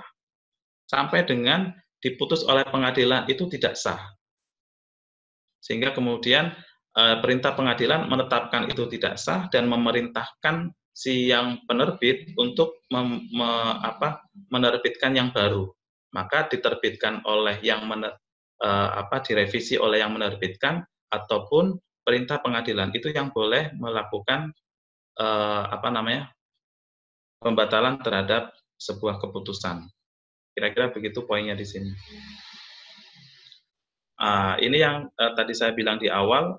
Concern saya adalah memberikan advokasi kepada Bapak Ibu kalau terjadi persoalan. Nah, Bapak Ibu nanti bisa dilihat di Permen 6 2016, hak Bapak Ibu sebagai ASN PUPR kalau terjadi persoalan, apa haknya. Di sana ada 9 atau sekitar 12 item yang bisa Bapak Ibu peroleh. Nanti Permen ini Bapak Ibu bisa dapat dari panitia. Apa saja itu? Nah, ini. Jadi kalau Bapak Ibu sekalian terkait dengan permasalahan bisa mendapat pendampingan ini. Ada konsultasi hukum pendampingan penyelesaian perdata, tata usaha negara, KPPU persaingan usaha, sengketa informasi publik, perdata. Jadi kalau Bapak Ibu terkena persoalan perdata, sampai kemudian KPPU informasi publik, kira-kira Bapak Ibu cukup berikan kuasa kepada kuasa hukum, selanjutnya kuasa hukum yang akan bergerak, dan Bapak Ibu lanjut ke pekerjaan seperti biasanya. Nah, ini menjadi penting bagaimana ketika terjadi persoalan, alurnya. Nah, di Permen ini juga diatur terkait dengan alur bagaimana Bapak Ibu mendapatkan proses bantuan hukum dalam hal perdata, persaingan usaha, dan semuanya. Ini menjadi penting ketika nanti dikaitkan dengan Perpres 16. Jadi di Perpres 16 hanya ada satu pasal yang mengatur advokasi hukum atau bantuan hukum yang diberikan kepada Bapak Ibu sekalian. Ya, di sana nanti ada di slide paling bawah kalau tidak salah. Saya nanti ajalah. Kira-kira dalam Perpres bunyinya begini. Pelaku pengadaan itu mendapatkan bantuan hukum ketika terjadi proses penyelidikan sampai dengan putusan. Nah, penyelidikan sampai putusan itu hanya ada di ranah hukum publik. Ranah hukum publik di sini itu ada di B ini, pidana. Dan sedikit persaingan usaha lah. Tetapi di Perpres itu tidak mengatur bagaimana kalau terjadi Bapak Ibu dipersoalkan di perdata. Misalkan tadi BP2JK Ambon dalam reka perkara. Itu tidak diberikan di dalam Perpres bagaimana bantuan hukum ketika digugat di pengadilan negeri atau digugat di pengadilan tata usaha negara yang D ini. Tidak diatur. Atau karena tidak diatur maka asumsinya tidak diberikan. Diberikan ketika tadi nomenklatur hukum publik yaitu pidana. Yang lainnya poin C sampai poin E itu tidak diberikan. Itu kalau Bapak Ibu nanti baca di Perpres 16, hanya ada itu saja satu pasal yang bilang bahwa kalau pelaku usaha mendapatkan permasalahan hukum, dia berhak didampingi ketika penyidikan dan putusan, dan itu ada di ranah pidana. Hanya di B saja, menurut tafsiran kami. Maka poin C dan I itu tidak ada di dalam Perpres. Tetapi di dalam Permen PU itu diberikan semua kepada Bapak Ibu sekalian. Dan bagaimana alurnya nanti diatur di dalam permennya ada di lampirannya.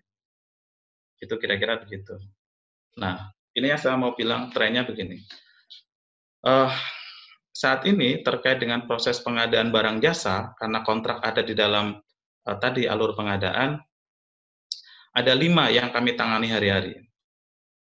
Terutama 4 sebenarnya, yaitu bidang perdata, tata usaha negara, ini gugatan terhadap penetapan pokja pemilihan, SPBPJ ada di sini. Kemudian informasi publik itu yang tadi saya bilang bahwa PPK itu dimintai dokumen kontrak, kemudian BP2JK dimintai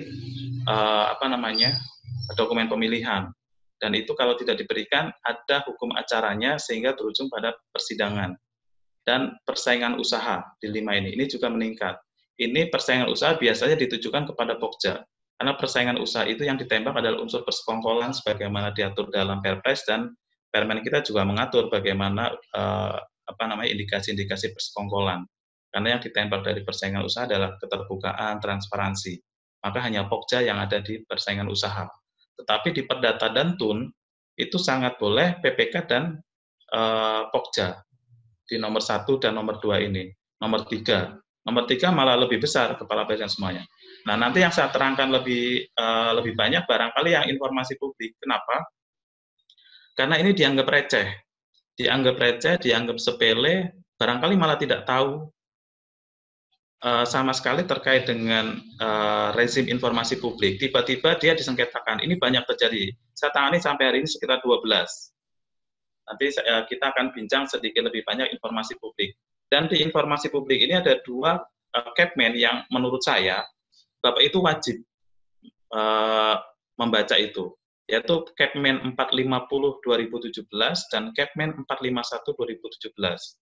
Kepmen 450 itu isinya seluruh informasi yang boleh keluar. Kepmen 451 seluruh informasi yang tidak boleh keluar. Dalam konteks ini kalau ada teman-teman BP2JK, misalkan dokumen pemilihan itu salah satu dari isi 451. Dan kalau PPK ada misalnya dokumen kontrak itu juga bagian dari isi 451, sehingga nanti bisa dilihat kenapa itu dikecualikan. Karena ini bisa jebol, karena ketidaktahuan ini menjadi sengketa. Dan karena ini dianggap biasa saja, karena bukan hal yang penting, ternyata berujung pada sengketa, berujung sampai Mahkamah Agung nanti, ini yang terlewat. Barangkali itu yang nanti juga saya tambahkan saja, lebih banyak di informasi publik. Saya ke informasi publik dulu. Nah ini. Ini saya contohkan kemarin di BPWS Pemali Juwana. Pemali Juwana itu bantuan loan dari JICA untuk pembangunan banjir kanal. Kemudian ada LSM, ini dari LSM, itu meminta informasi ke kita. Ini bentuknya. Dia minta informasi master plan, kemudian DED, kemudian rencana kerja dan semuanya.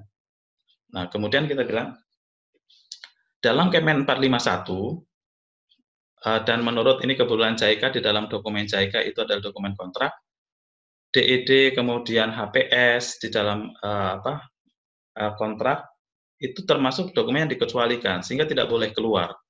Nah, yang saya mau terangkan adalah, ketika ada dokumen informasi yang permintaan informasi, yang boleh minta informasi itu 3. 1, orang per orang cukup dengan KTP. 2, sekelompok orang itu dengan surat kuasa khusus. Dan yang ketiga, badan hukum itu termasuk LSM, itu dengan AD/ART yang tercatat di Direktorat Jenderal Administrasi Hukum Umum di Jakarta. Nah, saya akan terangkan dulu. Ada tren orang beralih menjadi sekelompok orang. Biasanya ini adalah peserta yang kalah di proses pengadaan. Dia nggak terima, dia akan cari-cari informasi. Ada yang sekarang Bapak Ibu bisa lacak di dalam media, namanya Muhammad AS. Muhammad AS itu sekarang posisinya ada di Gunung Sindur, di penjara. Di penjara karena kemarin di penjara karena hate speech, kasus 212, dia menghina Kapolda Metro. Tetapi Muhammad AS ini menyengketakan sekitar 1.000 lebih informasi publik. Mulai dari kepegawaian, layanan kesehatan, pendidikan, infrastruktur. Kemarin saya sengketa dengan dia 4 di Komisi Informasi di persidangan, tapi karena dia di penjara, maka kasusnya digugurkan oleh majelis. Nah, 4 ini dia meminta informasi publik. Ini adalah contoh orang yang meminta informasi. Modalnya cukup dengan KTP. Undang-undang bilang begitu. Nah, sekelompok orang. Nah, yang saya mau bincang adalah yang badan hukum, termasuk LSM di sini. Jadi kalau ada LSM yang minta surat, tipsnya itu begini. Minta dulu namanya legal standing, identitasnya. Identitasnya harus dikasihkan ke kita adalah 1, AD/ART halaman pertama dan terakhir. Yang kedua, bukti catat di Administrasi Hukum Umum Direktorat Jenderal. Rata-rata LSM yang ada di provinsi itu tidak mempunyai ini. Kalau dia tidak mempunyai ini, maka dia tidak, ketika kita minta dia nggak kasih, maka surat jangan diterima dulu. Misalkan kalau orang per orang, KTP-nya kita terima dulu, baru suratnya. Atau kalau sekelompok orang, surat kuasanya dulu, baru kita terima suratnya. Kalau LSM, kita minta dulu tadi identitasnya, kalau sudah lengkap, baru kita terima suratnya. Kenapa begitu? Karena ini berbatas waktu. 10 hari surat ini masuk, terhitung sejak diterima, itu harus dijawab. Kalau tidak dijawab, kita masih punya toleransi 7 hari. Misalkan masih kita nyari atau masih belum ketemu, kita masih punya waktu 7 hari lagi, artinya 17. Tapi hari ke-11 harus kasih tahu ke orangnya bahwa kami minta perpanjangan karena sedang nyari. Kenapa? Karena kalau dia tidak puas terhadap 17 hari ini ketika suratnya sudah diterima, dia akan melakukan keberatan kepada Sekjen, kepada Ibu Anita Firmanti. Nah, kalau Sekjen sudah juga menjawab tapi tidak puas, baru kita prosedurnya ke persidangan di pengadilan. Jadi hanya surat masuk, ujungnya ke persidangan. Ini hal-hal yang sepele sebenarnya. Ini sudah ada 12 sengketa yang saya tangani sampai dengan hari ini, mulai dari kemarin 2018, 2019, ada 12. Terbaru itu BPWS Palu di Mamuju dan Balitbang. BWS Pompengan Cineperang 6 register. Nah, ini menjadi penting dan yang menjadi persoalan adalah rata-rata LSM itu memintanya kepada Satker ataupun kepada PPK. Kenapa begitu? Karena kami sinyalir memang motifnya adalah motif ekonomi. Motif ekonomi adalah orang misalkan LSM ini, dia minta misalkan gitu ya, di bawah tangan minta uang, terus kemudian minta paket pekerjaan, bagian dari bergening, intimidasi, maka dia langsung menuju kepada orang yang istilahnya punya uang, yaitu di Satker dan PPK atau yang di lapangan. Mekanismenya menurut Permen 674, nanti saya juga kasihkan di sini di panitia, bisa diakses. Kalau surat masuk, yang boleh menjawab hanya kepala balai. Kasatker tidak boleh, PPK tidak boleh, hanya kepala balai. Kabid juga tidak boleh, TU nggak boleh. Persoalannya adalah tidak semua kepala balai tahu bahwa menjawab surat ini itu menjadi kewenangan dia. Kalau yang melakukan bukan dia, maka dianggap tidak pernah ada perbuatannya. Untuk mengidentifikasi bahwa surat ini itu adalah informasi publik yang masuk ke dalam rezim keterbukaan informasi publik, itu bisa dilihat dari dua. Satu, kalau perihalnya adalah permohonan informasi, atau kalau perihalnya yang lain, tetapi di dalam suratnya mencantumkan undang-undang keterbukaan informasi. Maka itu kira-kira adalah masuk ke dalam rezim informasi yang hanya boleh kepala balai yang jawab. Nah, tidak semua pengalaman saya, apalagi BP2JK. BP2JK dan Balai Cipta Karya itu adalah dua balai yang baru. Mungkin belum tersampaikan, belum tersosialisasikan bahwa kepala balai yang punya hanya kepala balai yang punya kewenangan menjawab surat-surat ini, tidak boleh yang lain. Nah, karena dia tidak tahu, justru dialah mendisposisikan itu untuk menjawab. Nah, ini menjadi salah prosedurnya. Sesuatu yang dilakukan tidak sesuai prosedur, itu batal. Nah, karena ketidaktahuan kepala balai selaku pihak yang memang berwenang hanya dia saja, tidak boleh yang lain, kemudian dia didisposisikan, misalkan karena permohonan informasi ada Satker Bendungan, dia disposisi ke Kasatker Bendungan, atau ke Kabid Bendungan, suruh jawab, itu ada salah. Kecuali nanti ada di dalam SOP-nya Biro Komunikasi Publik, bahwa untuk pengelolaan informasi publik ini, setiap kepala balai menyusun menyusun surat keputusan lah, siapa yang menjalankan kewenangan ini. Tetapi pada prinsipnya, maksudnya pengelolaan informasi publik ini, misalkan biasanya karena di TU, ya dia sebagai misalkan pelaksana, tetapi itu untuk bisnis proses di internal, keluar tetap kepala balai. Ini untuk menjembatani bahwa kepala balai memang dengan load pekerjaan yang tinggi, dengan konsentrasi yang tinggi, dia tidak mungkin mengurusi yang kecil-kecil begini. Tetapi undang-undang hanya mengatur kepala balai saja yang boleh. Maka untuk memudahkan, barangkali ada sebuah tim pengelolaan, tetapi surat keluar tetap kepala balai. Nanti untuk contoh-contoh SK, bagaimana di balai untuk pengelolaan informasi juga bisa kita sharing lah di panitia. Ini contoh waktu itu. LSM berkirim kepada kepala balai. Kemudian kepala balai menjawab. Ada satu lagi, dia melakukan keberatan karena jawaban kepala balai nggak cocok. Nah, keberatannya itu dia salah. Keberatan itu tidak boleh ke kepala balai lagi suratnya. Tetapi bukti, ini yang di sini nih, judulnya keberatan, itu harus tertuju kepada Sekretaris Jenderal selaku atasan PPID, bunyinya begitu. Jadi kalau ini itu udah salah nih. Kalau surat pertama permohonan informasi kepada Kepala Balai selaku PPD itu betul. Kemudian kalau keberatan kepada Kepala Balai lagi itu adalah salah. Keberatan itu suratnya di sini harus kepada atasan PPID, yaitu Sekretaris Jenderal, bukan Dirjen. Meskipun itu balai, misalkan BBWS atasan PPID bukan Dirjen SDA, ataupun misalkan Balai Cipta Karya atasannya bukan Dirjen Cipta Karya.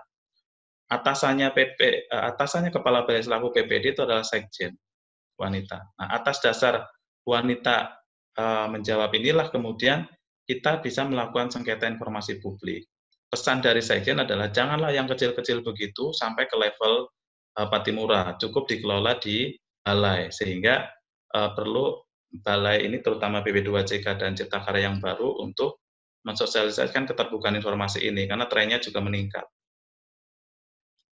Nah, ini contoh sengketa informasi permohonan jumlah banyak dan berulang. Nah, ini saya contohkan. Saya contohkan di Balai SDA. Balai SDA itu terdiri dari minimal 4 satker, PJPA, PJSA, OP, dan satker sendiri. Belum ada satker bendungan. Satu satker itu punya sekitar 20 paket, taruhlah. Nah, LSM kalau minta itu kadang nggak tanggung-tanggung. Minta misalkan paket pekerjaan tahun anggaran 2017, taruhlah. Nah, ini saya contohkan nih.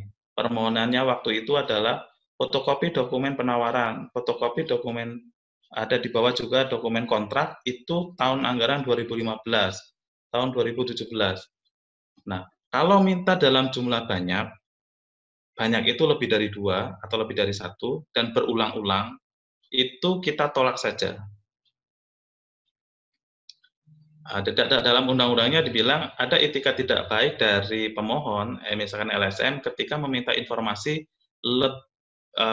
berulang dan banyak, itu kita boleh tolak. Tetapi penolakannya itu harus melalui prosedurnya tadi, melalui permohonan, kemudian dikeluarkan oleh Kepala Balai selaku pelaksana PPID. Biasanya LSM mintanya nggak cuma 1, pasti banyak.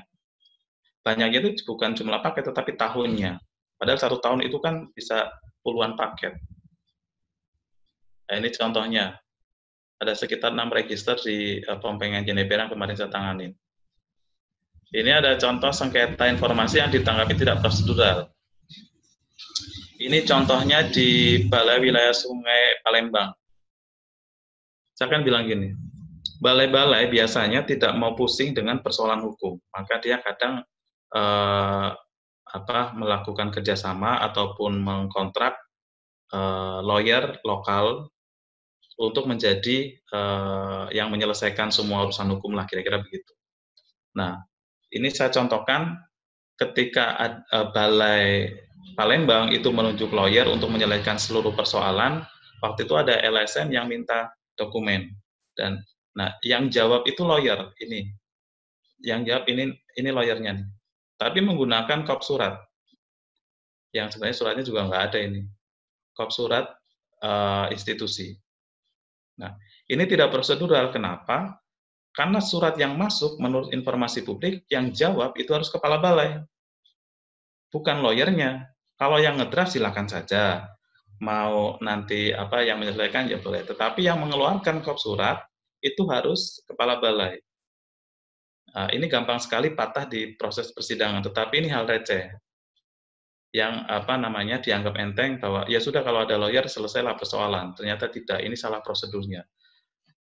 Hukum administratif bilang kalau prosedurnya tidak dilalui, maka substansinya nggak perlu dilihat, dia udah salah. Tapi kalau prosedurnya sudah dilalui, baru akan dilihat substansinya, salah atau benar. Nah, kira-kira begitu. Kalau ini prosedurnya sudah salah, ya maka dianggap tidak pernah ada ini surat. Tapi kalau yang jawab kepala balai, soal jawabannya betul atau salah, baru kita akan lihat di jawabannya itu di substansinya. Kira-kira begitu. Nah, ini ada permohonan informasi oleh peserta yang kalah. Mohon informasi untuk dijadikan dasar gugatan di PT UN. Ini terjadi di Banjarmasin. Nah, tadi saya lihat di daftar peserta itu ada yang dari PP2JK Banjarmasin gitu ya. Jadi ada peserta yang kalah, itu mau melakukan gugatan. Paket pekerjaan single year sekitar 8 bulan atau 10 bulan air baku. Ketika dia kalah, dia akan buka di petun, tapi dia nggak punya bahan SPPBJ. Kenapa? Karena SPPBJ dikeluarkan untuk pemenang. Dia minta ke pusat, ke Patimura, ke PPID Biro Kompu. Dia minta SPPBJ dan penetapan pemenang. Waktu itu saya dipanggil, saya bilang ini suratnya belum lengkap karena kebetulan dia pakai lawyer. PT-nya namanya, ini untuk umum karena untuk internal tidak apa-apa, namanya PT Jasuka. Ini segera catatan, PT ini sering sekali melakukan gugatan di proses persidangan. Kalau dia kalah, lokasinya di Bandung, tetapi dia gugat di Banjarmasin, di Jakarta, dan semuanya. Teman-teman air minum, kemudian teman-teman SDA, PT maksudnya hanya bukan warning. Kalau ada PT Jasuka ini, cek-cek aja. gejalanya. Waktu dia minta untuk gugatan di pengadilan itu berbatas waktu 90 hari sejak dikeluarkannya penetapan pemenang. Nah, ketika dia mengurus proses ini karena permohonan informasi publik, dia mau menggugat nggak punya bahan, dia cari bahan di permohonan informasi ini. Kebetulan saya diperbantukan di situ, saya bilang lawyer itu hanya untuk berperkara di petun, bukan untuk meminta informasi. Saya suruh perbaiki. Ketika proses perbaikan itu hampir memakan waktu 2,5 bulan karena lawyernya di Banjarmasin, jasukannya di Bandung, kita di Jakarta. Jadi proses surat menyurat itu lama, waktu 90 hari itu mau habis. Sehingga dia tidak menyelesaikan proses informasi publik, tetapi langsung gugat di Pengadilan Tun Banjarmasin. Waktu itu 2 paket pekerjaan air baku di Batola sana. Nah, ketika di proses persidangan kebetulan saya juga lawyernya di BWS Banjarmasin waktu itu, jadi saya nanganin lawyer di kasus ini di UNOR-nya, dan saya handle ini di informasi publik. Di tingkat 1 PT UN Banjarmasin kita menang, di Pengadilan Tinggi kita menang, di Mahkamah Agung di kasasi kita menang. Tetapi itu bukan persoalannya. Persoalannya saya mau sampaikan di sini adalah ada pihak yang kalah dalam proses pemilihan itu meminta informasi sebagai bahan untuk melakukan gugatan kita di petun. Nah, maka warningnya adalah ketika ada Pokja di PP2JK dimintai penetapan pemenang ataupun PPK dimintai SPPBJ, itu pegang 451 yang tadi, Kepmen 451 2017. Dilihat di situ apa yang boleh, apa yang tidak boleh keluar. Karena yang diminta oleh LSM ataupun oleh orang yang bermasalah seperti ini pasti yang dikecualikan. Kalau yang 450 informasi yang boleh keluar itu biasanya yang minta itu kayak mahasiswa untuk skripsi, tesis, disertasi itu rata-rata minta untuk itu. Tapi kalau 451 yang dikecualikan itu adalah orang-orang yang berkepentingan. Sehingga Pokja pemilihan belajar dari kasus ini, ada orang yang kalah di proses pemilihan mau gugat di pengadilan dan meminta dokumen. Lihat 451 mana yang nggak boleh keluar. Dan yang harus menjawab itu bukan Pokjanya, tetapi Kepala BP2JK selaku PPD pelaksana. Meskipun misalkan di paket itu dia Pokjanya, karena di BP2JK kan banyak paket-paket nih. Misalkan Pokja 12 itu ngurusin Bina Marga, Pokja 10 ngurusin SDA. Gugatan karena dia ikut di prosesnya Pokja 12 terkait dengan jalan jembatan misalkan, dia tuju aja ke situ. Padahal Pokja nggak berwenang menjawab menurut aturannya. Harus Kepala PP2JK. Kira-kira begitu. Ini ada kasus sebagai pembelajaran teman-teman di PP2JK. Dan treatmentnya untuk ini adalah, kalau pekerjaan single year, saya bilang gini, harus dibedakan dengan yang single multi-year treatmentnya. Single year kalau rata-rata itu sekitar 10 bulan, maksimal 12 bulan itu, proses persidangan di tingkat 1 itu sekitar 4 bulan. Oke? Terus persidangan di tingkat banding itu sekitar 3-4 bulan, sudah 8 bulan. Di kasasi di Mahkamah Agung bisa 6 bulan minimal atau 1-2 tahun. Kalau tadi 4 ditambah 4 kemudian 6, itu sudah lewat tahun anggaran. Padahal pekerjaannya single years. Maka ketika ada paket pekerjaan single years, kemudian terjadi gugatan, proses pengadaan barang jasa, PPK-nya kebut aja pekerjaannya justru. Meskipun ada jadwal gitu ya, tapi mobilisasinya bisalah dipercepat gitu dan semuanya. Sehingga kami selaku lawyer bisa PK bahwa gugatan ini akan lewat waktu. Pekerjaan sudah selesai, putusan kasasi di Mahkamah Agung itu belum turun, sehingga tidak bisa dieksekusi. Saran kita begitu. Jadi kalau pekerjaan single years, misalkan gini, proses pengadaan kan rata-rata di bulan 2 atau 3, itu sudah menghabiskan, kecuali yang proses pengadaannya di lelang dini. Tetapi kalau di bulan Februari atau Maret, pekerjaan tinggal 8 bulan, gugatan itu kan tadi 90 hari sejak penetapan. Berarti kira-kira dia boleh menggugat di bulan Maret sampai April, Mei, Juni. Nah, proses persidangan dihitung mulai dari Maret itu. 4 bulan di tingkat 1, 4 bulan di tingkat 2, dan sekitar 6 bulan sampai 1 tahun di tingkat kasasi. Ini yang saat ini terjadi itu di Bangka Belitung. Ada teman-teman PP2CK Bangka Belitung, tadi saya lihat absennya, itu saya sedang tangani satu, itu terkait loan IDB, pekerjaan single years, harusnya. Nah, sekarang proses mau kasasi, itu sudah tahun kemarin, lanjut sekarang. Kami hanya mau bilang ke Mahkamah Agung, Pak, kalau majelis hakim putus, pekerjaannya sudah selesai, pengen kita begitu. Sehingga kalau ada gugatan untuk single years dari proses pengadaan, PPK-nya juru percepat saja. Itu menjadi dasar tidak eksekutorial. Nah, kira-kira pengalamannya di situ gitu ya. Lanjut, ini informasi publik tadi rezimnya. Ada yang terbuka 450, ada yang dikecualikan 451. Apa yang ada di 451 nanti bisa dilihat. Nah ini, 450 itu seluruh informasi yang boleh keluar. 450, ini isinya contohnya, sebelah kanan. 450. 451 itu yang dikecualikan. Contohnya di sini, dokumen kontrak. Apa di sini nanti? Kenapa dikecualikan ada di sini? Terus nanti teman-teman BP2CK, dokumen pemilihan ada di angka berapa? Kenapa itu dikecualikan? Karena ini pasti ini yang diminta oleh LSM, enggak, bukan yang lain. Ini nanti bisa diminta di panitia 451. Nah, ini alurnya. Ketika surat permohonan masuk, 10 hari harus dijawab. Kalau tidak, kita punya toleransi 7 hari. Tapi hari ke-11 harus jawab bahwa kami sedang mencari atau belum ditemukan. Baru dikirim. Kalau sudah dikirim, dan itu harus ke PPID, ke Kepala Balai. Bukan Pokja, Satker, ataupun PPK yang menjawab. Harus Kepala Balai. Dalam kurun waktu 30 hari, kalau dia nggak keberatan, dia melakukan sengketa ke Sekjen, atasan PPID. Cek saja suratnya, kalau surat keberatan itu tetap dilayangkan kepada Kepala Balai atau kepada Kepala Satker, tolak aja. Kenapa? Harusnya ke Sekjen. Nah, kalau 30 hari dia nggak puas, dalam kurun waktu 14 hari dia mengajukan sengketa ke Komisi Informasi. Ada majelis. Di sana ada yang disebut sebagai adjudikasi non-litigasi. Adjudikasi non-litigasi diartikan bahwa proses persidangan putusannya itu setara dengan pengadilan. Maka ketika di Komisi Informasi bersengketa kemudian kalah atau menang orang nggak puas, itu mengajukannya ke proses selanjutnya, tingkat bandingnya ke PT UN. Setelah ke PT UN baru ke Mahkamah Agung.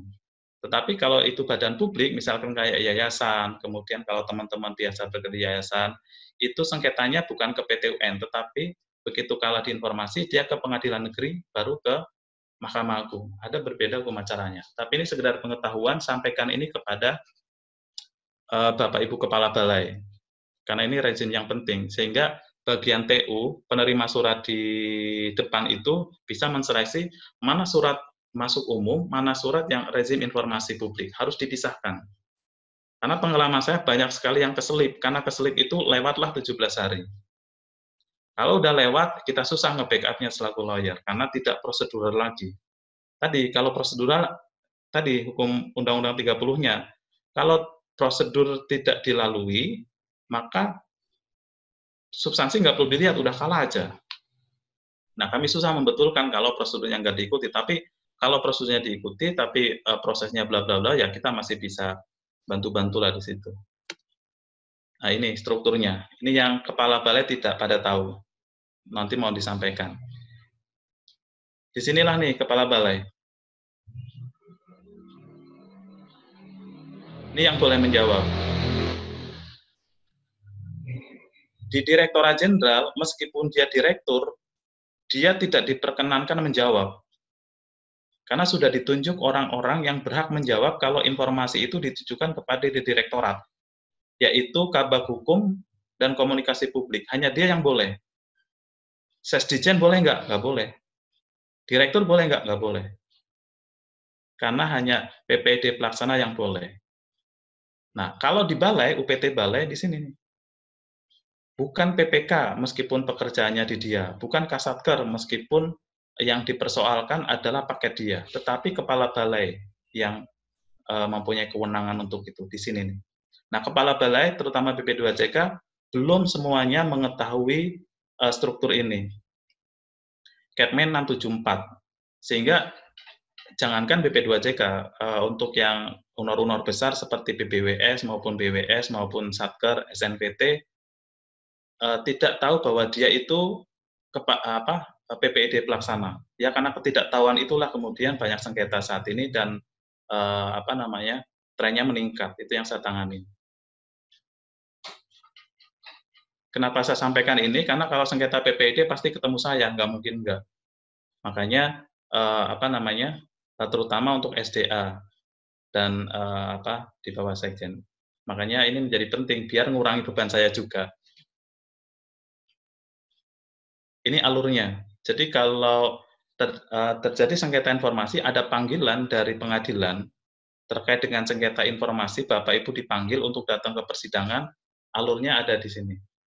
Alur ini ada di Permen 6 2016. Nanti saya titipin di panitia bisa dilihat. Jadi bagaimana alurnya, bagaimana Bapak Ibu yang dituju, ikutin aja alurnya. Kira-kira begitu untuk PPID. Ini penting, kenapa? Karena dianggap sepele. Memang tidak terkait dengan kontrak, maksudnya bahasan kontrak, karena tadi saya bilang di depan, saya kira teori dasar kontrak, pedoman kontrak, arsitektural kontrak sudah dibahas oleh pemateri-pemateri terdahulu, dan nanti kasus-kasus kontrak juga ada Pak Antonius yang pakarnya. Biasanya Pak Anton saya bawa sebagai ahli di persidangan. Tetapi ini adalah pengayaan terkait, misalkan informasi publik. Kontrak itulah dokumen yang sangat seksi yang selalu diminta oleh LSM. Dan rancangan kontrak, dokumen pemilihan itu adalah barang yang seksi yang diminta kepada Pokja di BP2JK. Dan karena ketidaktahuan, PPK menjawab. Karena ketidaktahuan kepala balai memposisikan ke Kabid untuk menjawab. Ini menjadi salah. Kira-kira begitu pembelajarannya di sini. Itu untuk sengketa informasi publik. Terus apalagi perdata. Tadi saya loncat dulu soalnya, karena menurut saya itu penting. Perdata dan TUN. Ini terjadi, memang PPK belum. Karena gugatan terhadap PPK itu baru terjadi ketika pelaksanaan kontrak.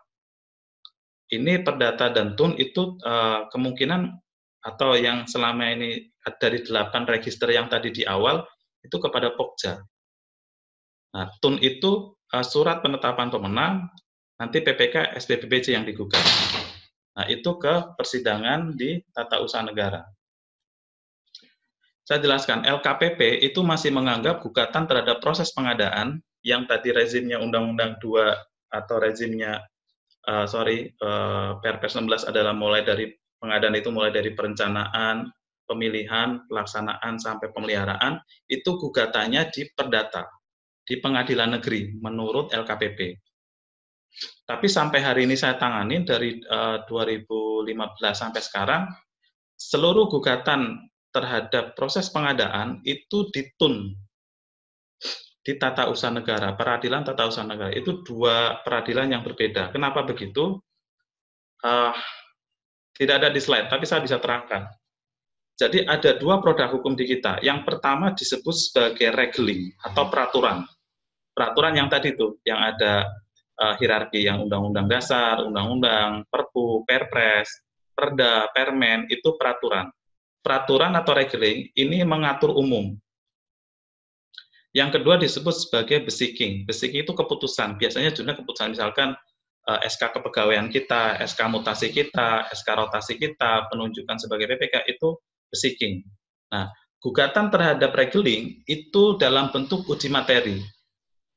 Kalau orang tidak puas atau merasa dirugikan oleh sebuah produk hukum, dia boleh menggugat kalau misalkan sekarang sedang kemarin digugat Permen 7 atau Undang-Undang 2 2017 digugat oleh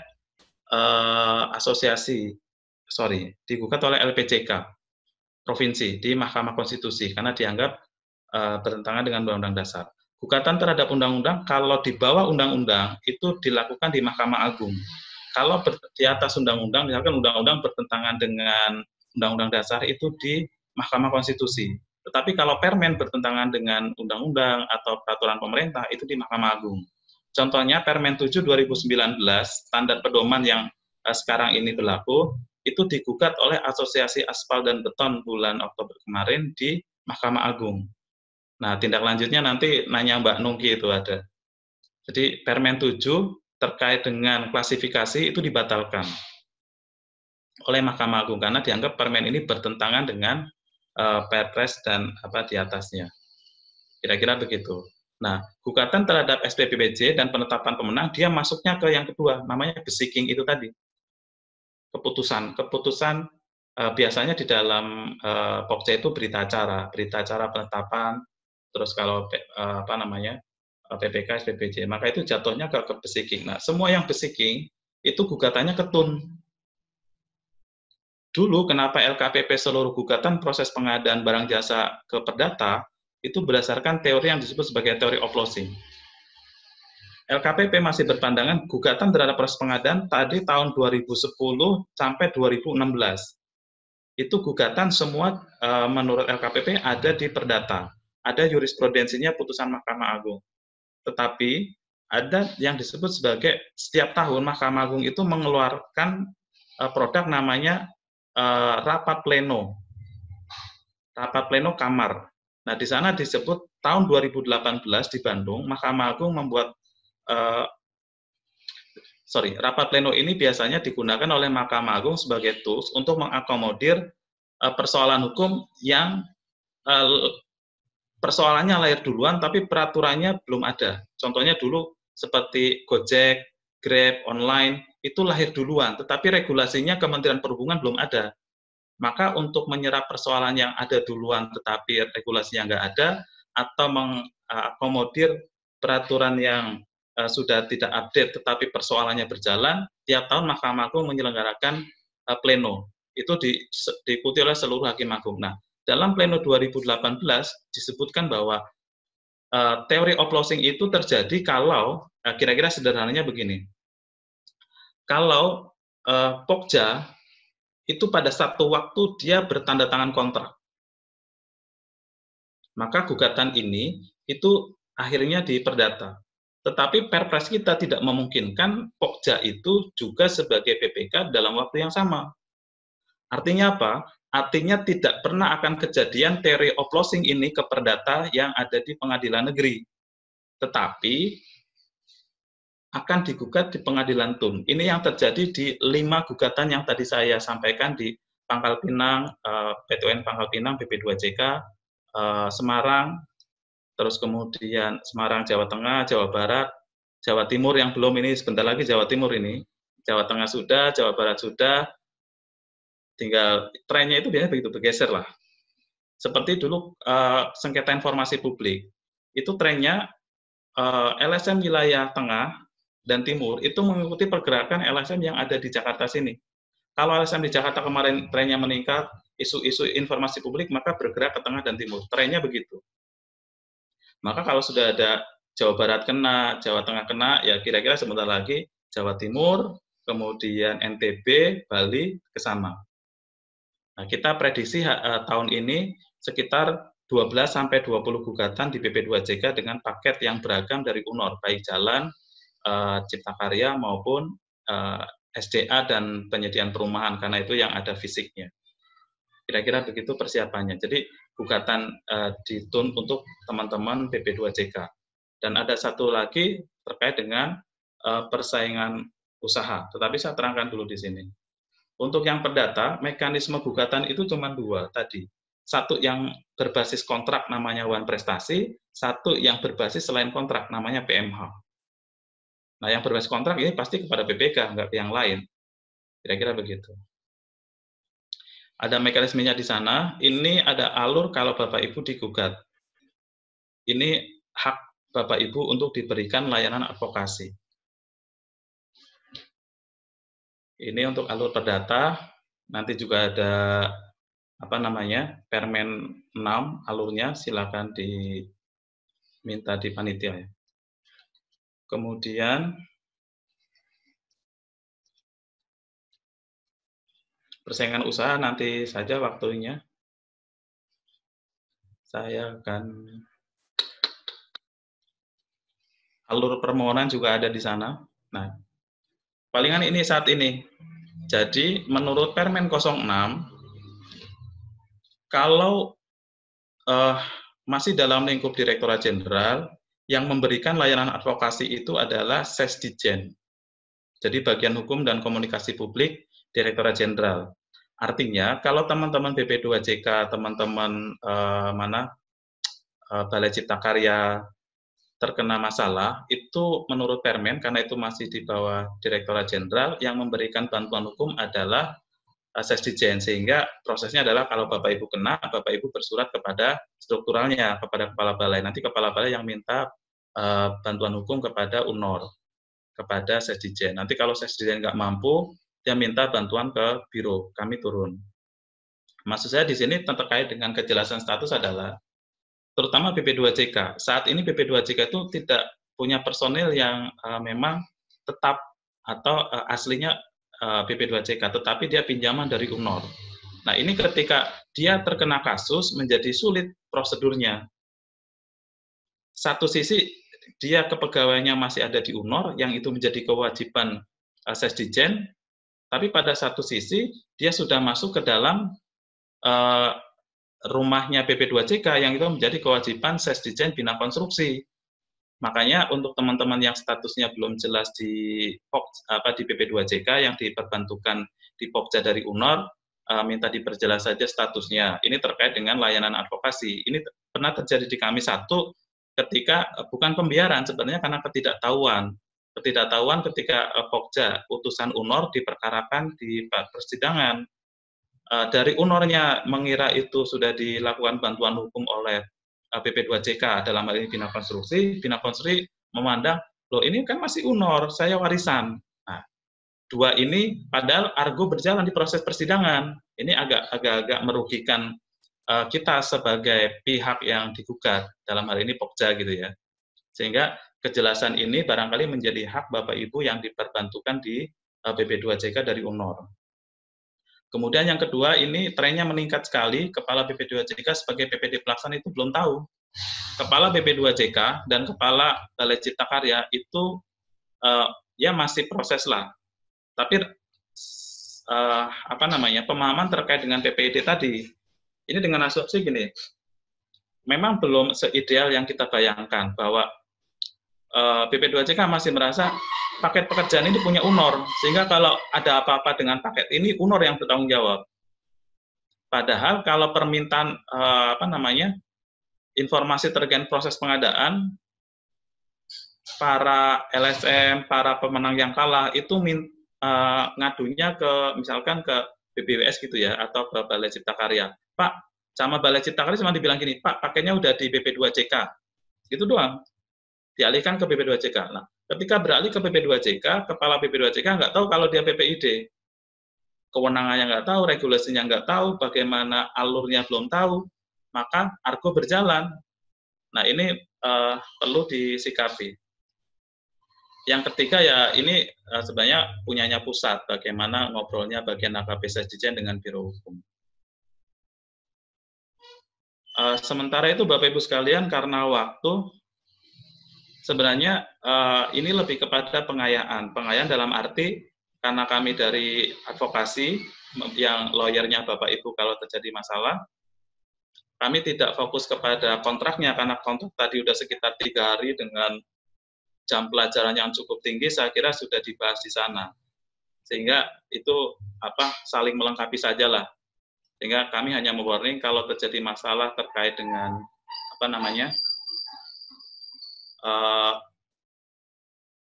proses-proses baik perdata maupun KPPU, persaingan usaha, juga Bapak Ibu dilaporkan di sana, terus kemudian dipermasalahkan oleh LSM dan semuanya, pada titik itulah concern saya. Saya kira seperti itu, mohon maaf jika ada kekurangan. Sekali lagi, terima kasih, ini hanya sharing, karena untuk teknisnya Bapak Ibu pasti lebih jago lah di lapangan, lebih dari kami pengalamannya.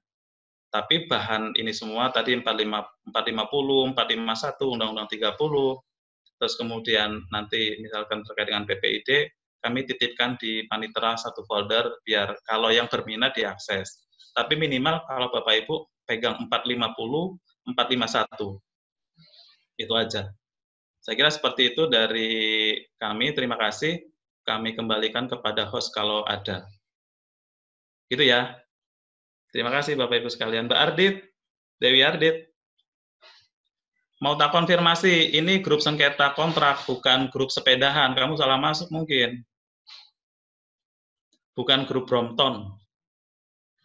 Teman-teman bisa nanya POK BP2CK, ada Mbak Nungki, Nur Asih. Itu terkait dengan sertifikasi, dia yang ngurusin semua. Ya Pak, makasih. Itu ya, Bapak Ibu, Bu, semuanya, terima kasih. Ini kalau nggak ada host, menutup sendiri ya, Pak. Nah? Agus mau nanya dong, itu pasal 84 yang LPJK, itu sebenarnya atribusi, mandat, atau delegasi, itu masih, jadi kan Permen 9 2020 sudah keluar, yang tentang pembentukan LPJK, tapi sampai sekarang tuh kita masih bingung antara pemberian, kan dia menyelenggarakan sebagian kewenangan LPJK. Nah, itu apakah itu atribusi? Tadi kan Pak Agus menjelaskan atribusi, mandat, sama delegasi. Sebenarnya LPJK itu delegasi atau mandat gitu. Jadi tanggung jawabnya itu masih di Pak Menteri atau sudah ke LPJK. Sementara LPJK itu sekarang LNS. Gitu Pak Agus. Ya. Saya belum bisa bandingkan, belum bisa jawab full. Kenapa? Karena PP-nya belum keluar. PP izin Bapak, PP-nya sudah sebenarnya tapi belum keluar. Jadi gini, kemarin sudah kontak Seknek, PP-nya PP 22 2020 ditandatangan Presiden 21 April 2020, diundangkan 23 April. Sudah beredar kah? PP 22 2020 tapi belum muncul. Jadi nah, itu dia. Jadi lagi di-scan sama Setnek. Tapi sudah Pak, tapi sudah ada tangan Presiden tanggal 21 April dan diundangkan dapat berita negara itu tanggal 23 April. Tapi masih belum ini, belum muncul ya. Jangankan 22 temanmu yang lain, wong sayang di Biru aja belum baca. Makanya saya bilang belum terbit. Tapi saya bisa jawab itu kalau sudah menyandingkan antara undang-undang dan PP. Namanya delegasi itu dicantumkan di sana. Misalkan tadi terkait dengan LPJK akan diatur lebih lanjut dengan PP. Nah, Mbak Nungki, ini kita belajar dari uji materi Permen 7. Permen 7 itu di sana putusannya hanya karena delegasi. Karena kewenangan mengatur klasifikasi itu hanya punya presiden melalui Perpres atau PP, bukan kewenangan menteri. Itulah delegasi. Sehingga kalau meskipun menteri berinisiatif, karena itu menjadi tugas sehari-hari dia mengeluarkan, menurut undang-undang dia, permen itu boleh, tetapi bukan delegasi. Tetapi kalau diuji kewenangannya, kita belajar dari Permen 7 saja. Itu boleh diatur, tetapi bukan level menteri. Yang boleh ngatur adalah presiden dalam bentuk Perpres. Nah, sistem delegasi begitu. Jadi, kalau untuk kasus LPJK itu bukan konteks atribusi, apalagi mandat. Harusnya konteksnya adalah delegasi. Delegasinya harus diletakkan pada Undang-Undang 2 dulu, PP, baru Permen. Tetapi infonya kan dari Undang-Undang langsung ke Permen. Bapak Ibu boleh lihat di Undang-Undang 2 2017, penjelasan umum, pengertian dari PP. Peraturan pemerintah itu adalah melaksanakan undang-undang sebagaimana mestinya. Artinya, kalau ada sebuah PP yang tidak lahir karena undang-undang, maka harusnya tidak. Kenapa? Karena dia tidak melaksanakan apa-apa yang nggak diperintahin kok. Teorinya begitu gitu ya. Ada sekitar 184 aturan main. Salah satu sistem delegasi itu. Jadi PP itu hanya berfungsi ada PP pelaksana seperti bangunan gedung atau rumah negara itu. Undang-undang cukup ke PP. Tidak harus ke Permen, nggak harus. Permen itu lahir dalam hal